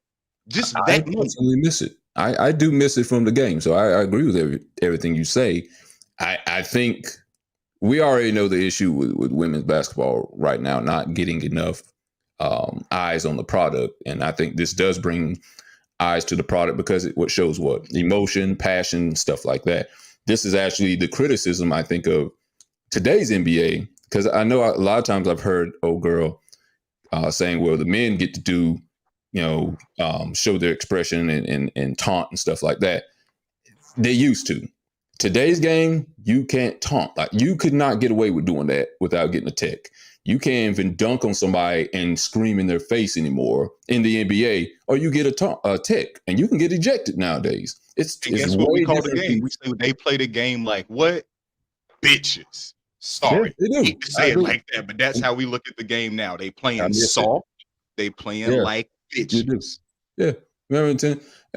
You might remember Tim Duncan. I remember he got kicked out of a game for just laughing. He was on the bench. You can't even hang on the rim a little bit longer after you dunk on somebody. There you go. That's another rule. You hang on the rim too long, they think that's a form of taunting. Fuck out of here! You're gonna make but all of the rules. But think about what y'all saying too. All of the rules, not all. Well, all of the rules that they changing, they basically affect us more than, of course, they affect the white guys on the. And I say that because the white guys ain't dunking and hanging on the rim as much as you might have black players dunking and hanging. Because of athleticism. That's a good one. Huh? Well, I understand that. Yeah, I got that. But if I don't know what you saying. The things into play that they can't do it anymore, it will be our players that will be getting fined or penalized or pulling out the game. It's another way for them to systemically get them back. Yeah. Just like with the girl from LSU. I'm sorry. Go ahead. Make this what you was going to say. Just like what? Oh yeah, I just want because with the Aaron Rodgers, the discount double check, he got a whole endorsement off of that. But when a black quarterback like Cam Newton celebrates his end zone stuff, they call him flamboyant. They call him arrogant. They say it's bad for the game. So I 100% agree. Those rules that they inflicted in the NBA affect black players more because we celebrate hard. Because we out there make the game fun to watch. And so the thing too with LSU, the thing that's terrible about that is when the girl from Iowa did it, of course she did it to South Carolina State. She did it to an HBCU that she did. When the white girl did it, when she did it to South Carolina State, of course it was fine. It was white people, showing their dominance over black people, so it wasn't an issue. But then of course when the black girl came in and did it over the white girl, white people, white America, which we all know don't want to see that. So that's why it becomes such an uproar. She's done something wrong because, like somebody else said, it's almost like the audacity of her. But it also does this thing that tries to put us in our place, because now the next black woman that comes and wants to celebrate, it makes her think twice about it. It's almost one of them things of, oh, you did something good, but we're going to still make it look bad so that the next person is almost scared of success. So the next person doesn't want to come and celebrate so hard. It's almost like they beating it out of us as slaves. They just doing it a different way. So last year, she did something that they didn't want her to do, so they lashed her ass. They did it in the media. They gave her a lashing across her back. It's the same exact thing. They just doing it in a different way. And like you said, it's pathetic. Yeah, I agree with that. I agree. Okay. All right. Let's go into the next conversation. Just kind of dealing almost in the same thing. Show. What last week we talked about? The digital blackface. We talked about that last week. So this is, I guess, another form of it. LT. I'm sure you heard about the story. For Shizzle, news reporter. I I scrolled by it, didn't get a chance to read it. This is gonna be a live reaction. What the fuck is this shit? Well, we're gonna show the video for it. It's gonna be a live reaction for maybe most of y'all. Check this video out, and we're gonna get your reaction on. Let me give a little backstory. This lady was fired. This white lady was fired as a news reporter, news anchor, for saying a Snoop Dogg famous line. So check it out right quick. Well, get this. Hold on, that thing just disappeared on me. All right. Come up with. I think that'd be pretty cool. Before we know it, she'd have a Snoop Dogg tattoo on her shoulder. For shizzle, my nizzle. I'm telling you. Julie, what you think about that? Huh, she says. Well, get this. All right, that was it. That I was it. could tell there was hesitation. I could tell she was thinking. It was a real split second. Do I want to say the my nizzle part? It would have been fine if she would have just left it at for shizzle. Yeah, that's what most people I've seen actually do with it, just the for shizzle part. So she was recently, from what I've heard, suspended. I don't know if fired is the correct word to use for it, but I guess the question is, we're doing the leave it and medicated part now. I guess the question is, do you think she should have been fired for saying that phrase? And they had, and what you didn't see on there, they had Snoop Dogg on there. He was advertising his wine. Snoop Dogg has a wine that's out now. 19 Crimes. What's it called? 19 Crimes. I've actually tried it. It's really good. It does exactly what you think Snoop Dogg wine should do. Say the same thing over and over for the past 20 years. SNOOP DOGG. Is that what you got right now? But to also give part of the background story too, she also got, I think, suspended for, I don't know if this was directed at a black person, but she said something about go talk to your mammy about that. And I don't know if that was directed at a black person. I'm just reading it. That's what it said. Yeah, as people from the South know, mammy is a derogatory term for Damn.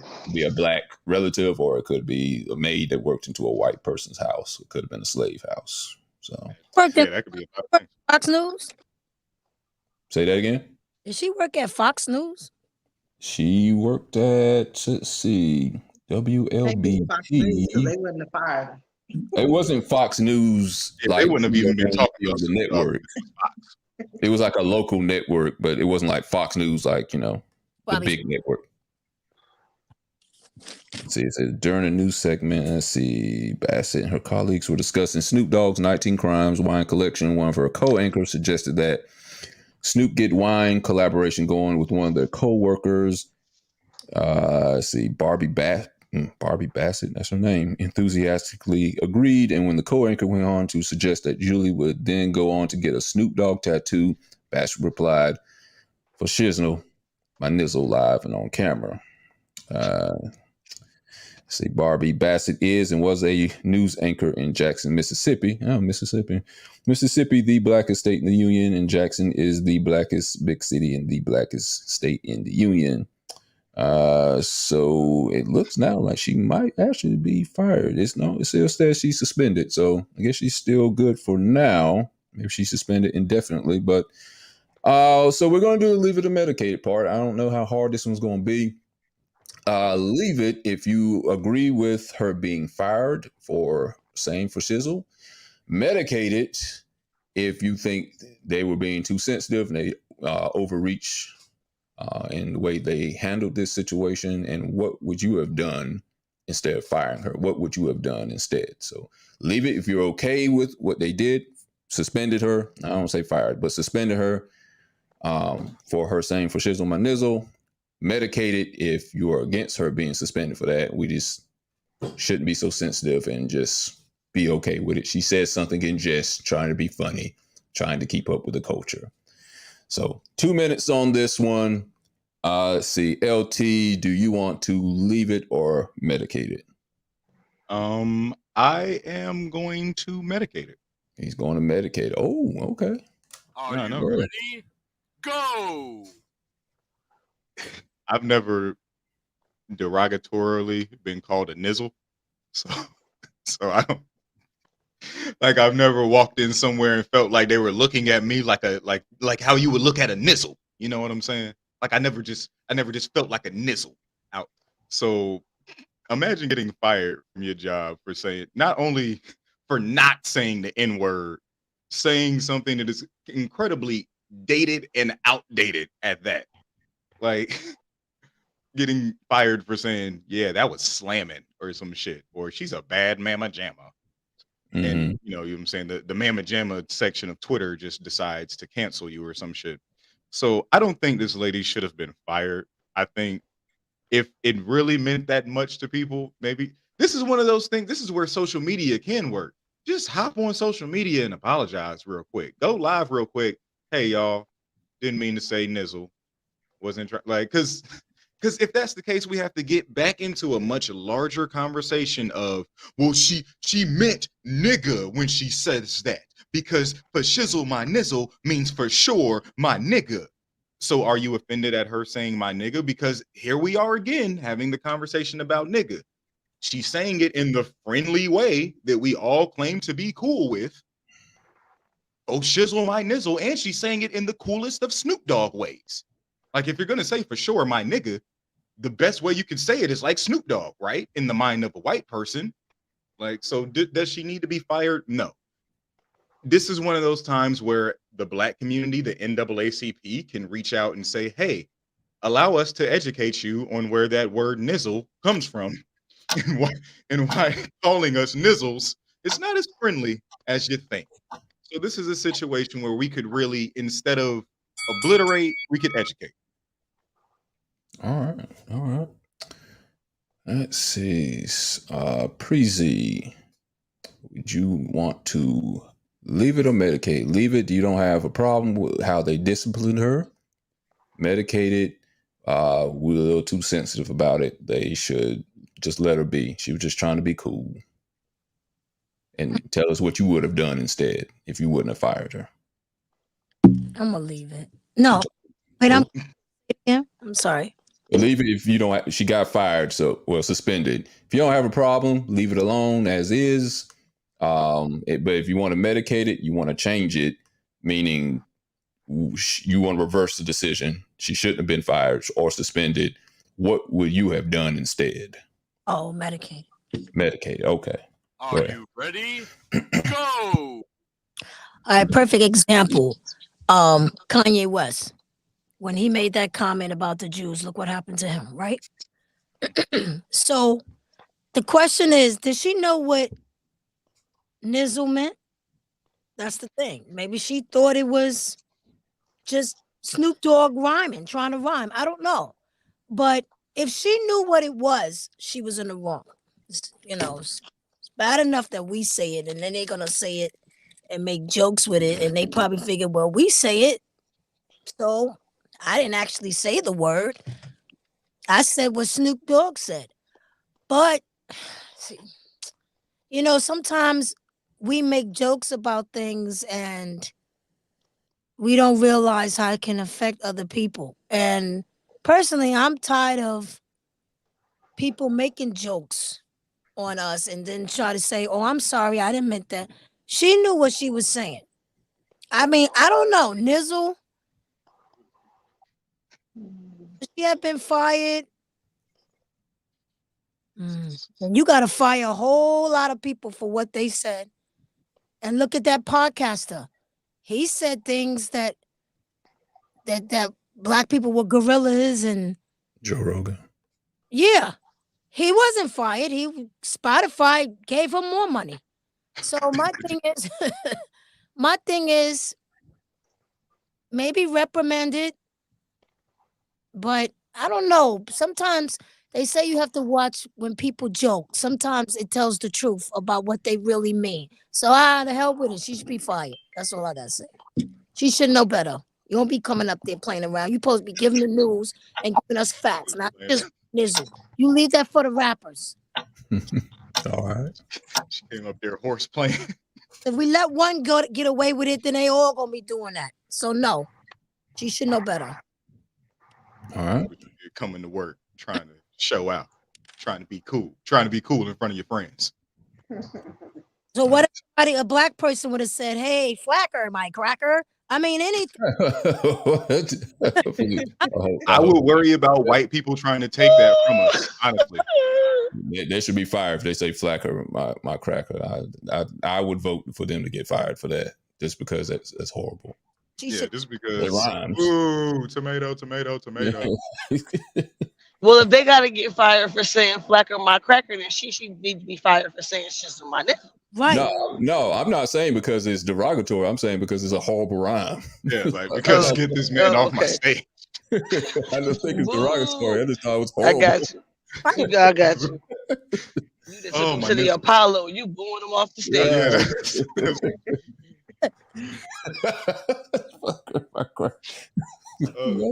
I'm gonna use that one They day. might actually start saying that shit. Like that's I know that might go viral. If it becomes a hashtag, we know where it came from. They love stealing shit from us. We got to be careful. We'll say something derogatory towards them, and they'll say it like it's a fucking thing. Yeah, fuck the police. Yeah. Oh yeah. Oof. All right. Black Lives Matter. I'm gonna get a bumper sticker. Flacker my cracker. Nah, they're gonna be put that on the shirt. Yo, put that on the shirt, please. You know, buy people ramming your bumper. See, but I'm saying it's okay for if we did it. Is a problem. Because they don't take it seriously. That's why. All right, Sparky. I'm gonna let you go next. Did you want to leave it or medicate it? I'm leaving it. Okay, tell us why. Are you ready? Go! Because you shouldn't have said it. I mean, I get the whole trying to, be cool. I get that Snoop Dogg was there and all of that, but you still need to know how to read the room. You still need to be aware of your surroundings, and you got too comfortable. So, like Freezy said, a lot of times when people joke, you know what I'm saying, they real part is coming out. Like, you really showing how you be acting behind closed doors. Because if you weren't comfortable saying it behind, I don't think you would be comfortable just saying it on the newscast either. It's kind of like when people be like, my ninja. Don't keep saying my ninja. That means you're trying to say my nigga, but you're trying to, that shit ain't cool. Ain't nothing cool about it. I had to have that conversation with my youngest son.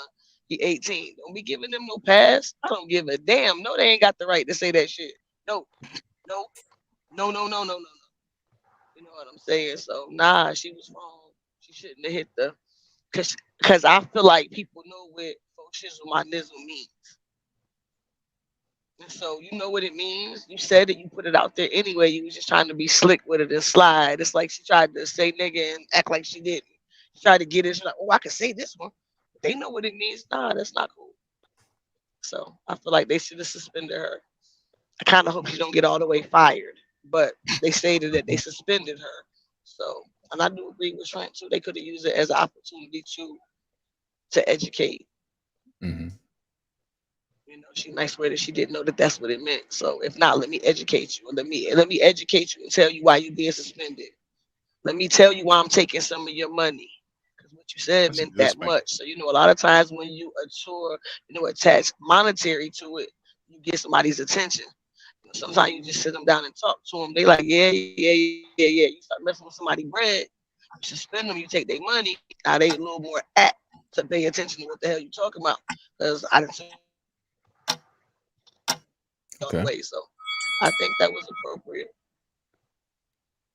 All right, Danita, what do you want to do? You want to leave it or medicate it? I'm with Sparky T. That's it, right? Mm-hmm. Right? Yeah. Yes. Yes, ma'am. Okay. I'm leaving it. She's leaving it. All right, tell us why. Are you ready? Go! Which is very biased. I'm just going to say that. I just keep thinking about Whoopi Goldberg. The way they ridicule her and drag that for her making that one thing. I feel like she needs to go through it too. We might not can get the bigger fish, but let's start small. Just like they don't let us slide with nothing, we not letting her slide with nothing. You know what I'm saying? I don't even care because I'm being honest with you, do I feel like it came from a bad place? No. I do feel like she got too comfortable. Probably thought it was cool, whatever the case may be. But at the end of the day, they basically pick at us for every single thing. So if we can't say certain things without being dragged, because to me, I feel like they dragged Whoopi Goldberg, then she ain't getting away with it either. So you know, that's just how I feel about it. That's why I'm saying it's very biased because I'm looking at it from a perspective of that. I don't even care how she feels at this point. You know what I'm saying? Like, don't get too comfortable with doing things that can be considered low-key disrespectful, just like they was trying to tell Whoopi Goldberg. That's low-key disrespectful what you said. Well, that's low-key disrespectful what she said, regardless of what your intentions were. She needs to be trying to apologize to keep her job, just like Whoopi did, and you know, get educated. You know, come out and make a statement about how she got educated on that matter. You know what I'm saying? Because keep it the same across the board. You know, keep all expectations the same. If y'all expect us not to say certain things that can offend a certain culture, then you don't do it either. So, like I said, might not could have got the bigger fish that used the what y'all mentioned earlier, which I can't think of right now. But you know, we can start from somewhere, so we can suspend her, get her on out of there. Okay. All right. I guess I am going to leave it. Are you ready? Go! Yeah. When instances like this happen, yeah, you gotta send a message that we don't want this to continue on, you know, a public platform such as a news broadcast. But what I will say, as Sparky had mentioned, should be a time for education. And what I will add to that too, which is probably a part of LT's argument, is if we're going to educate, then, and Preezy's point too, then we can't be going out there saying it the same way in a public platform too, and expect them not to say it. They should get in trouble she should get in trouble for saying it, but how can we keep saying you shouldn't say it if we gonna keep out saying it's the friendly term, and she did a derivative of the N-word of anything. So if you're gonna have somebody educate, how about get Snoop to come up there and say, hey, I denounce that word. I know that's not gonna happen, but how would that look though if Snoop came up there and say, hey, I don't want y'all to say this N-word because I see how offensive it is. That's going to kind of make him look kind of crazy because, like, well, if it's so offensive and it's so bad for you, why are you saying it? And then people are going to turn around and look at him like, that doesn't make any sense. And he might have to think about it himself, like, damn, you know.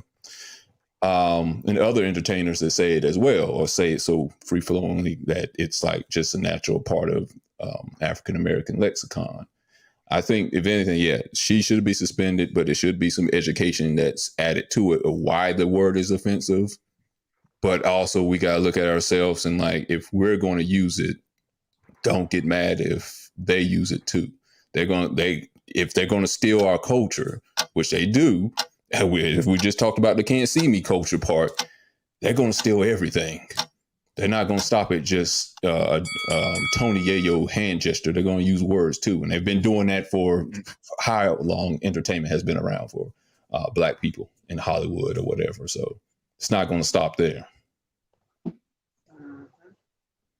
Mm-hmm. Every year it gets back to a bigger conversation that Black people need to have. Like, because I agree with everyone on some real shit. Yeah, she should be fired because I'll be less naive, or not calling anyone naive, my bad. But yeah, I'll be less trusting and say this bitch knew what nizzle meant. And I bet you she be around the house calling everybody nizzles and shit. What's up, nizzle? What's up, my, like, so yeah, they should be fired because if we say something like Kyrie Irving did, like someone brought up the Kanye West saying something about Jews. Remember what Kyrie Irving said about Jews? Not even anything about Jews. He literally just showed Black people, not even Black people, just showed Twitter information that, hey, Black people might be connected to ancient Hebrews. The Jewish community, the ADL, came out and said that is defamation. Kyrie Irving is being anti-Semitic. I mean, along the time that Kanye West was doing the same thing. Simply by this man saying, not even saying anything, simply by this man highlighting a documentary that said there are Black Jews and Black people are probably the original Jews. The Jews took that as disrespect and said, hey, you need to pay money for saying that. You need to be suspended for saying that. You should lose your job for saying that. because that is derogatory. So do I agree with this woman losing her job over this? I don't feel bad about it. I'm not going to lose sleep. I'm not about to toss and turn over her losing her job because, yeah, you know what nizzle meant. Like, you're a smart lady. You can connect the dots for shizzle, my nizzle. How many, like, do you own, so your nizzles, do you own those nizzles? But that gets to the conversation that we as Black people have every year. How are we, the word nigger, nizzle, now we got to add nizzle into it. They all mean the same thing when it's coming from a person that's not Black to us. So we have to, yeah, you're right. Snoop Dogg would look crazy coming up here or getting on live and saying, hey, you're no fan of mine. All my white fans, you're no fan of mine if you're out here calling people nizzles. Or shizzly, like that's not gonna work because one, it's a bastardized form of you bastardizing the form of the bastardized form of the original derogatory word. So there's like generations and generations of bastardizing derogatory words that we shouldn't use to refer to ourselves at all to begin with. So it's always a larger conversation of we have to admit we are offended by the N-word in any way, shape, or form, especially when it's coming from a person that's not a nizzle of nizzle descent. Well, I feel like they kind of know too, because like, okay, so you know Snoop be with Martha all the time, Martha Stewart. So you know they quote unquote, you know the whole wine too. Yeah, so but he did a video. It's like Martha asked him what's 5 words that you needed to have to like to survive. So he gave the 5 words. The first word he did was for shizzle. But so Martha Stewart was basically repeating everything he was saying. But when he did for shizzle, he didn't do for shizzle my nizzle. He just did for shizzle and went on to explain what it meant. You know, he didn't put Martha Stewart in a situation where she was repeating after him saying for shizzle my nizzle, and they had her messed up in a whole bunch of stuff. It's almost like they knew that she shouldn't say that. So when he did the words that you need to say, he didn't even put the word out there, you know, so that he wouldn't get her in no situation. You know, if they had enough sense to know not for her to not be saying my nizzle too, they should have known on this newscast too. Like, they should know. Only excuse I'll give, possibly, because I deal with a mother that tries, and I'll get there too as I get older, where the new lingo, I won't know what it means anymore. And maybe she's so old that she doesn't know anything about what the nizzle part is. She just heard it, thought it was cool, and said, that's the only pass I'll give her. That's the only reason why I say I wouldn't fire her. I would suspend her. That's the only reason. She might not didn't know because, you know, there's some people think you still got to pay for Instagram. And you don't. It's true. And that's just, you know, they're aged out. They don't know how to use a phone, a smartphone. They don't know how to log on to Facebook. They think you got to pay for somebody to go give them a password and whatever. So they're not of this culture. So maybe she was part of that. Maybe it's a small chance. Small chance. She a newscaster though. She on TV. She a newscaster, man. And I would have to, yeah, I gotta. So that's why I'm like, if she didn't have that type of job like that, then maybe. But you in the public eye, you are a newscaster. You knew that for shizzle my nizzle was attached to Snoop Dogg. You knew enough. You know what I'm saying? So like, however old she was, Snoop Dogg has been as popular for as long as I have been alive. I was born in 1992. Damn. Snoop Dogg has been out since, Snoop. So however old she is, she's had 30 years to catch up on what my nizzle means. I strongly believe that, and again, she might feel like, well, it's just nizzle. It's not, you know what I mean? It's not nigger, and it's not even nigga. It's nizzle. Like I hear that all the time. I could say nizzle. I could say neezy. Like it gets bastardized so much and passed around. Is it even the same thing? Like we tell ourselves this for why we should be able to say it, for why we should be able to profit off of it and exploit it and not care about it. But again, we want to care about it when it comes to these situations, and not even wanting to care about it. We can't help how we feel about it when it happens, because again, who is your nizzle? Because what do you mean by nizzle? I want to hear you explain out of your mouth what nizzle means, because I know you know what. Oh, what's up? Okay, I know you know what for shizzle means. I know you know it for shizzle because you're responding to it in the exact way. Like when someone says, "How are you doing?" You don't say for shizzle my nizzle. You responded with, you said something about Snoop Dogg. Let me respond how Snoop Dogg would say, for sure, my friend. So if we can acknowledge that it came from there, we have to acknowledge why we're offended about it, and we have to do something about that first, because they're not going to take it seriously. They're never going to take it seriously until we do. Ever. Well, I don't know about that because they don't even take slavery serious, and we, because we don't. Our ancestors went through that, so I don't know about that one. It's becoming easier for them to wipe that out too. Yeah, that's what I'm saying. So I doubt if they take that serious. You know what I mean? I just feel like she got too comfortable, like I said, and to be honest, we don't know what this lady lingo is at home, and it ain't no new lingo because nigga been out for a long time, regardless of how they done, played with the word when or whatever. Nigga hit the streets. Oh my God. So cold. It's like she knows what that meant. She just thought she had the privilege to say it, and I think it's really as simple as that. And that's why I feel like, she just don't get no pass from me. She just don't at all. I agree. I'm not gonna lose sleep over her losing her job because you a newscaster. You know where these things come from. It's your job to know. Even if you're aged out, you need to step down. Then this story is a little old for you, don't you think? Shit, talking about Snoop Dogg wine. Like you should be talking about Zoloft or motherfucking. Wow. What do old people like? What do old people do? Jitterbug. Wait a minute. How old? She didn't even look that old to me. How old was she? That's why I'm like, we can't call this lady too old and like assume that she didn't know. She could have been a former Snoop Dogg thotty. We don't know that. We gotta start thinking outside the bun, guys. She could have been one of the. Snoop Dogg has a large fan base of white people. We be underestimating that. White people love Snoop Dogg. She looked at least 70. Oh, wait a minute. You see that comment? They said Eminem has said it. Eminem has said for shizzle my nizzle. And is Eminem not one of hip hop's greats? He get a pass though, right? Kind of get a pass. Don't we give out passes? Like that person, he gets to come to the barbecue. Eminem says for shizzle my nizzle when he is with Snoop. So we got to get through Snoop to check Eminem when he says it. He only says it on songs with the Snoopy D.O. double jizzle.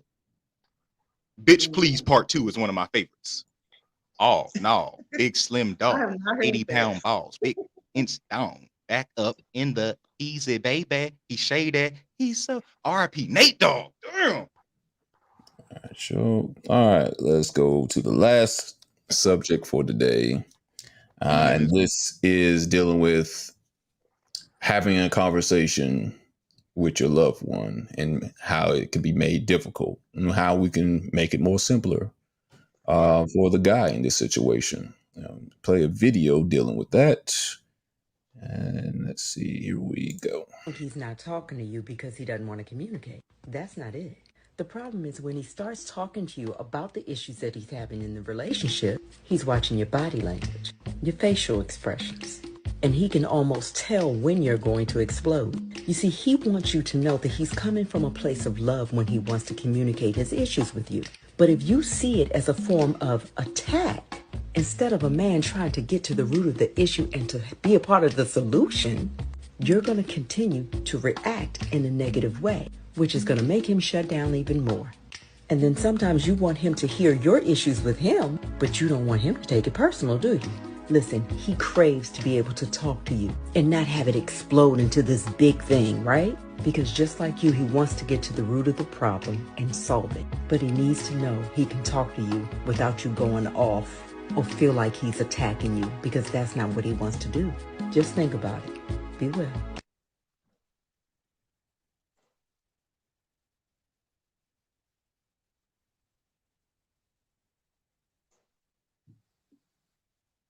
Oh, sure. everybody Mike muted. Oh, was I'm about to muted. say I Yeah, gotta take this motherfucker. my fault. Mike was muted.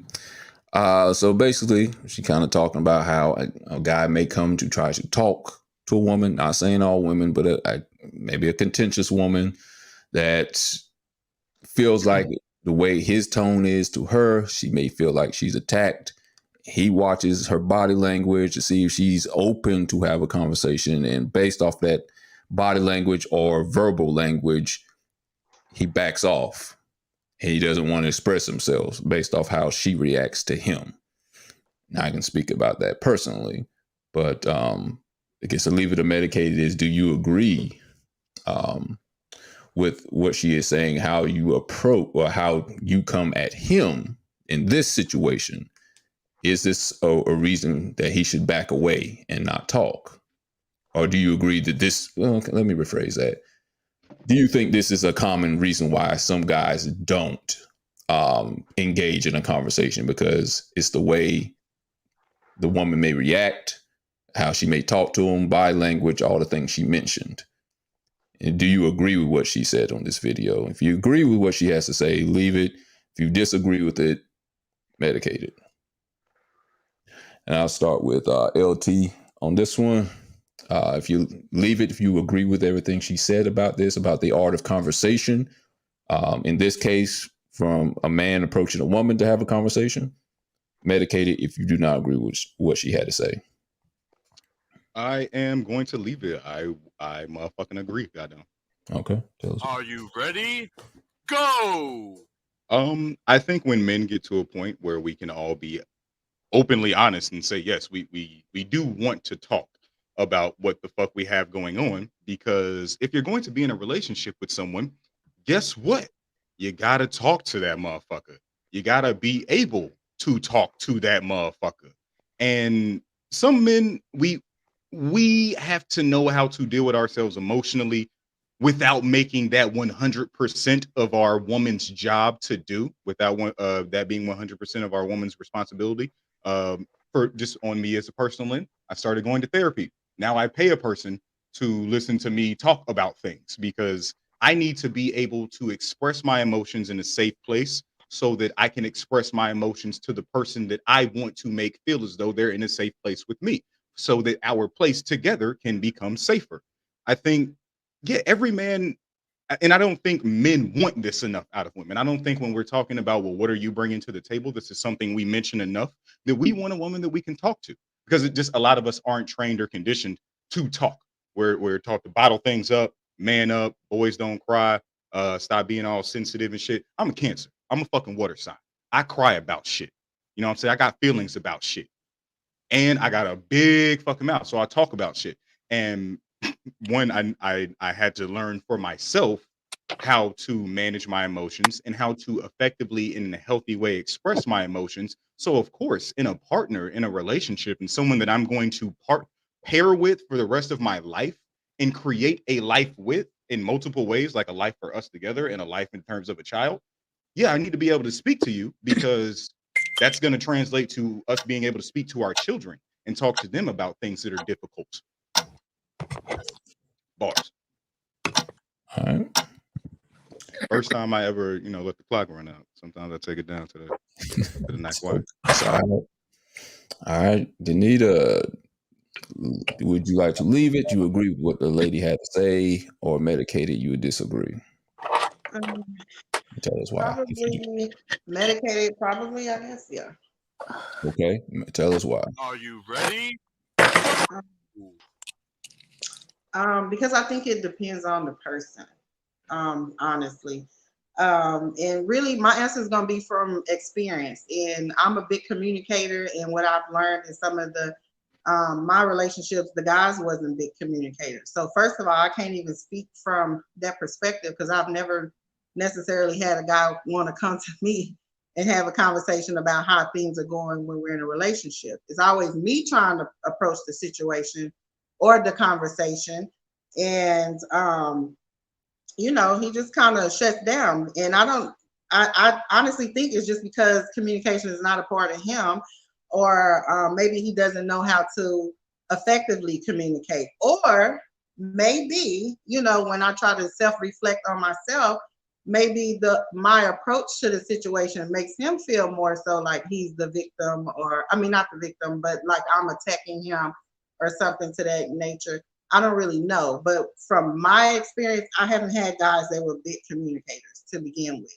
And really, when I try to sit down and be like, look, this is what you're doing, and I try to be calm, like what you're doing is affecting me, you know, negatively or however it is. And I try to have these conversations, and you know, you kind of get, well, I've kind of gotten the zone out answers, like, okay, yeah, I hear you, or whatever, and then 10 seconds later it doesn't matter, you know. So I can't even see from that perspective because I haven't dealt with that type of guy. So I think the reason for my medication is because the guy she's talking about is probably off of experience she has or the men that she has had in her life. That does not apply to every man. You know, that's a certain type of man that she's responding to or that she's talking about, I feel. Okay. All right. Sparky T, what do you have to say about the matter? You want to leave it or medicate it based off of what that lady said? You agree with what she had to say? If you don't, medicate it and tell us why. Okay, I'm actually going to leave it. She going to leave it. Tell us why. Are you ready? Go!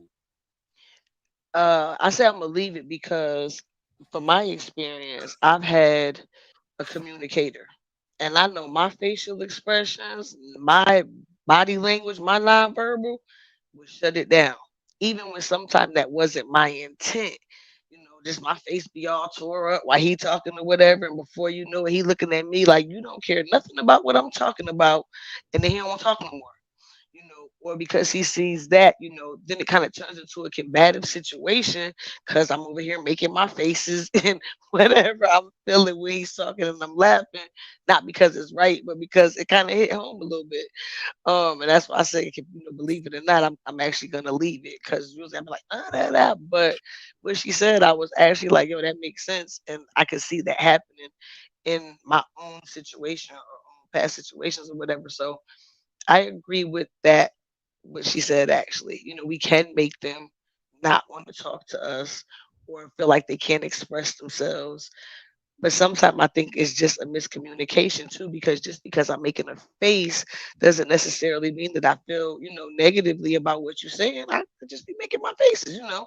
I'm actively listening. You should be happy that I'm making a face. I'm actively listening to what you said. You know, I heard you because my body reacted. You know, to me, that's a positive thing as opposed to me just sitting there looking crazy off to the, you know, and I didn't hear what you said. So I haven't made any type of reactions. I haven't made any faces or anything. At least you know if I'm making the face, well, she heard me, you know, because you saw my body language change. I think that can be looking, you know, or could be looked at as a positive. But instead of even that part as the man seeing that as a positive, like I'm actively listening, they just automatically, you know, take it as a negative that she already don't agree with me or whatever. And I haven't even necessarily opened my mouth yet. But I still agree with the part that our reactions, I really think that it's people's reaction to what the person is saying, you know, whether it's my nonverbal reaction to what they're saying or even their reaction to my nonverbal, I think can make it kind of a combative situation. And then people are shutting down and don't want to talk. Okay. That's it. All right. Preezy, you want to leave it or medicate it? You agree with the young lady, what she had to say, or medicated, you don't agree, and what should actually be done? No, I want to leave it. Okay, tell us why. Are you ready? Go! I agree with Sparky. A lot of times our body language can make a person say, you know what, forget it. I don't want to talk. And I don't know if men are not really communicators. So any little thing, you can do your eye all like this and they be like, nah, forget it. They just not talkers. I think women are more the ones that are the communicators. I'm not saying all, but we're probably the ones that will, if something is going on or bothering us, we want to communicate. Most guys are just, yeah, all right. But the minute they see that you might be upset about something, or or they want to try to express themselves, like Sparky said, they won't do it. So she was right. Sometimes our body language can make a person not want to communicate. But that goes with anybody, because somebody can bring something to you and you seeing how they are, their body language, and you may get ready to want to say something. You're like, you know what, forget it. Never mind, because I don't know how this is going to go. So it could be with anyone with that, with your body language. You don't even have to say anything. They know that, okay, this may not be good because her eyes is twitching. She cross-eyed like Biggie Smalls. It's something's getting ready to happen. Wow. So you'd be surprised. Like, as kids growing up, if you did something to your mother, all she got to do is go like this. You knew you were in trouble. So that body language tells all. So Sparky's right. We can do it. We can really make somebody say, forget it. So that eye. That's messed up. I'm sorry. All right. Are you ready? Oops, shoot, I ain't even said it yet. Are you? Thing going off. All right, I'm going to leave it. Are you ready? Go. All right, I'm gonna give y'all a little secret if y'all don't know. There's a little bit of psychology for how guys do talk. Yes, most guys probably not big communicators. We do communicate off of sight, physical exchange. When we're around guys, the same expression you make that a guy makes, we can view that as either he's a calm person or it could be danger. More than likely, if somebody gives you a certain look as a guy, he may want to fight you. He may mean you harm. And we can fight him. We can hit him, whatever, and it's all fair. When it comes to you, we're trained not to hit you. I'm talking about real men, not men that hit women. We're trained to be soft to you. We can't fight you. We talk with our physical expressions, and we do talk to men too, but we talk with our physical expressions first. We see if there's going to be danger if we go to a club, if a guy's looking a certain way, if he's mean mugging, and like, all right, we know not to talk to him. It could turn out into a bad situation where it could end up being the end of my life. That's what a guy has to go through all the time. But then when we talk to you, and it could be a regular conversation, but if you given the Biggie Smalls eye, as Preezy just said, you could look mad, but I can't hit you. I can't look at you as somebody is a danger of my life. So I can't, since I don't already express myself verbally with men, I usually do it physically. Sometimes I do talk about it, whatever, but I can yell and scream at him. I can't yell and scream at you. So I'm frustrated because I can't express myself the way I would with him. It happens, I think, more today than ever because women who do, not blaming them, but women who do have to raise boys, they don't get to see how two men talk. So they see how women can deal with arguments or whatever like that. And they try to mimic that, but it's not the same. We cannot be the same way with men as we do with you because we're just psychologically built differently. And unless we learn how to verbally communicate, which we should, then we really can't get anywhere. A lot of times guys don't ever learn how to talk to the other side, which would be women. We carry whatever we learn between how to talk to men over to women, and it's not going to work.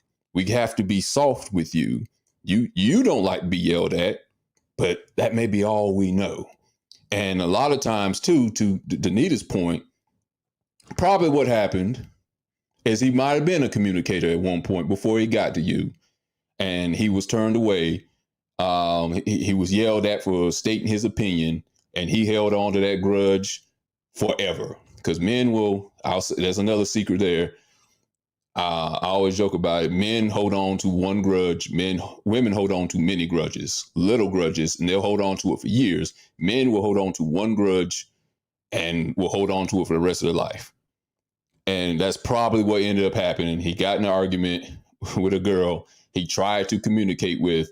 She didn't give him the time of day. He carried it on to the next relationship and never let it go. So my thing is, when we do come to a conversation, if you do give him the same look another man gives you, the back of his head, he says, oh, I want to be physical with her, but I can't. She's a woman. I don't know how to express myself right now. I'm confused. You know, the other person I did try to talk to, she always getting mad at me and yelling at me, but I can't yell back at her. So what do? I got to walk away. That's all I can do. Because if I act on my natural instincts, it's going to get violent. And I don't want to go to prison. I don't want to hit her. So he gets frustrated and walks away because he never learned how to properly talk to her. And the same way with some women, they never learn how to properly talk to a guy. You can't come to him aggressive because that's what men do to other men. But we can fight it out. It's a fair fight. You cannot do that. Word. And since he's not going to fight you, he's going to shut down. He's going to walk away. More than likely. Hopefully he does. If he doesn't, then it could get bad. Word. And to compile on top of that, some men interact like that because they've been in situations with some women that tell them that we are growing up in a generation of people that notoriously didn't have fathers, men and women. And everyone is always telling more. And also we do it with each other. Men tell women how to be women, women tell men how to be men. Because there are some women, like imagine being a man in a relationship, and because you're not yelling at your significant other, because you're not, showing outward physical signs of aggression, she doesn't respect, earlier thing we were talking about, she doesn't respect your manhood. She feels like she can bitch you. She feels like that she can talk to you any kind of ways because you didn't get loud like a man would. You didn't threaten her like a man would, because exactly like you said, that is the way we interact with each other.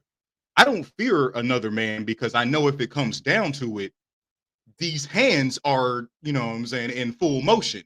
We can sort it out, win or lose. I can at least get out my aggression in the most expressive of ways, which is physical and through the sense of touch by putting these paws all over you.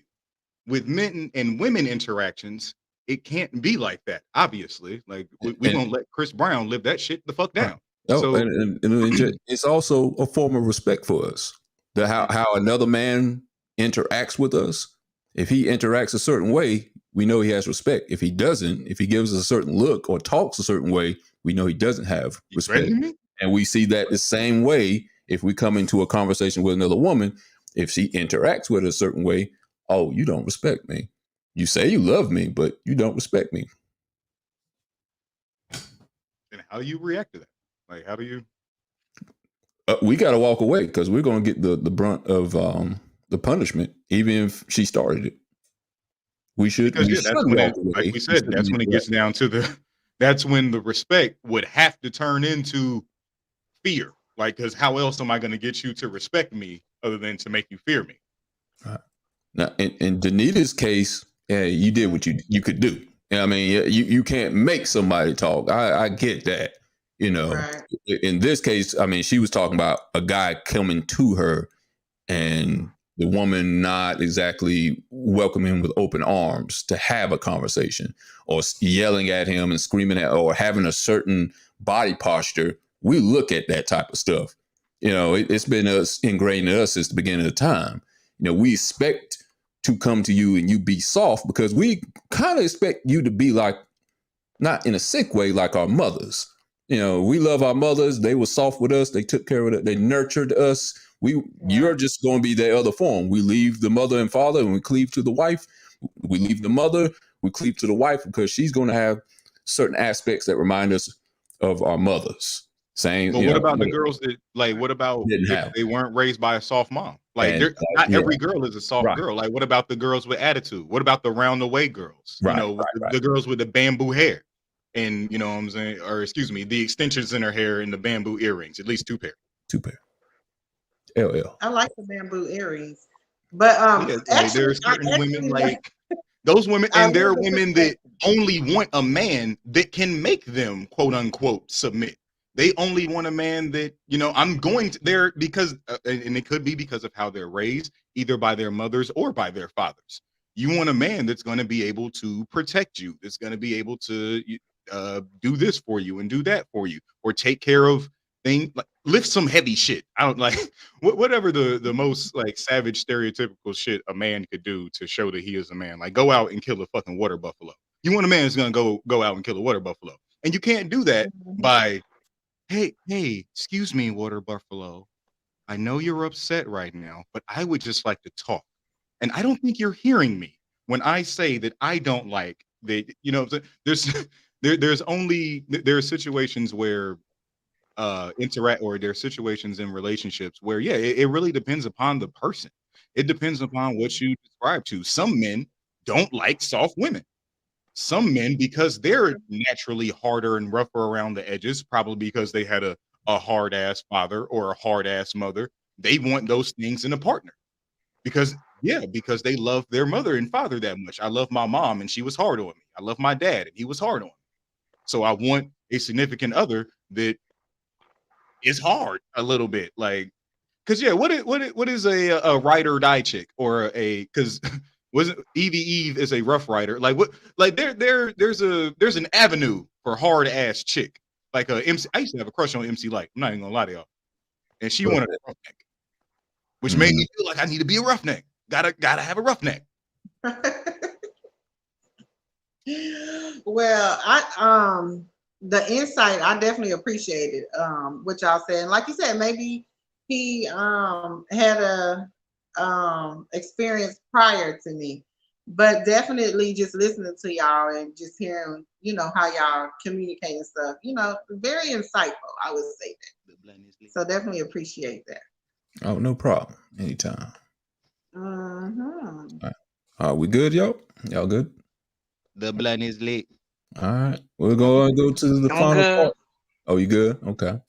We're going to go to the deepest thought, last part of the show. No need for any commentary on this. Just watch and enjoy.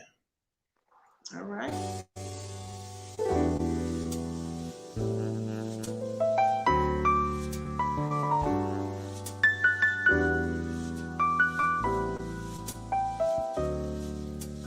Can't stand the wind. Nigga. It's my window. Nigga, stop.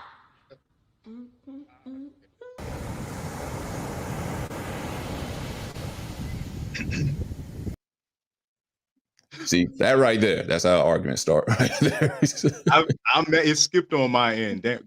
Hey, play it again one time. I fucking love that clip. That's my favorite fucking clip of all time.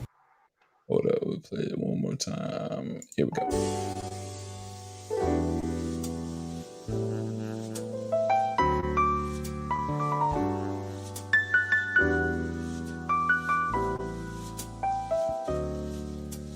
Can't stand the wind. Nigga. It's my window. Nigga, stop.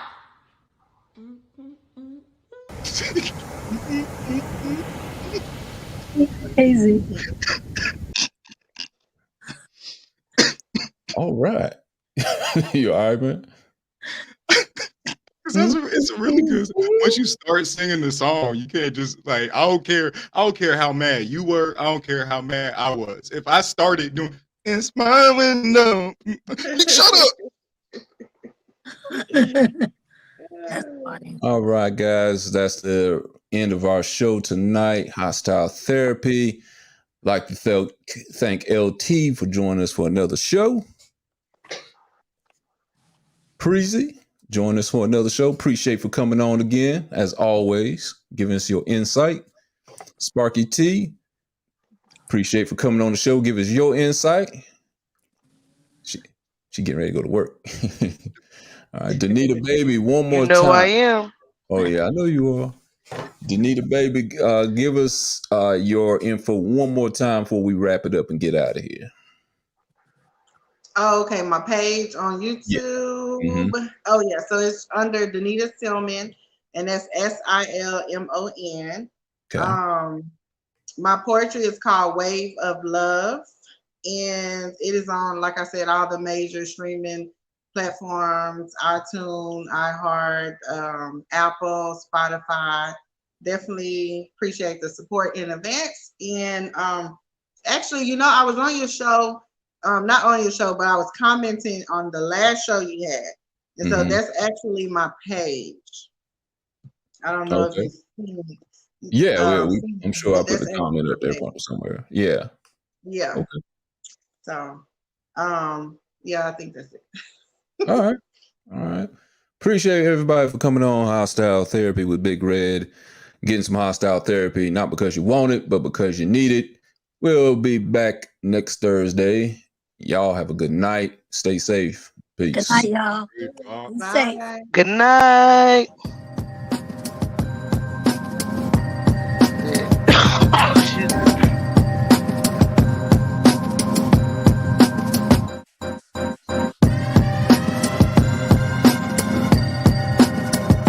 They are interesting. This will look like one of the states. Jersey.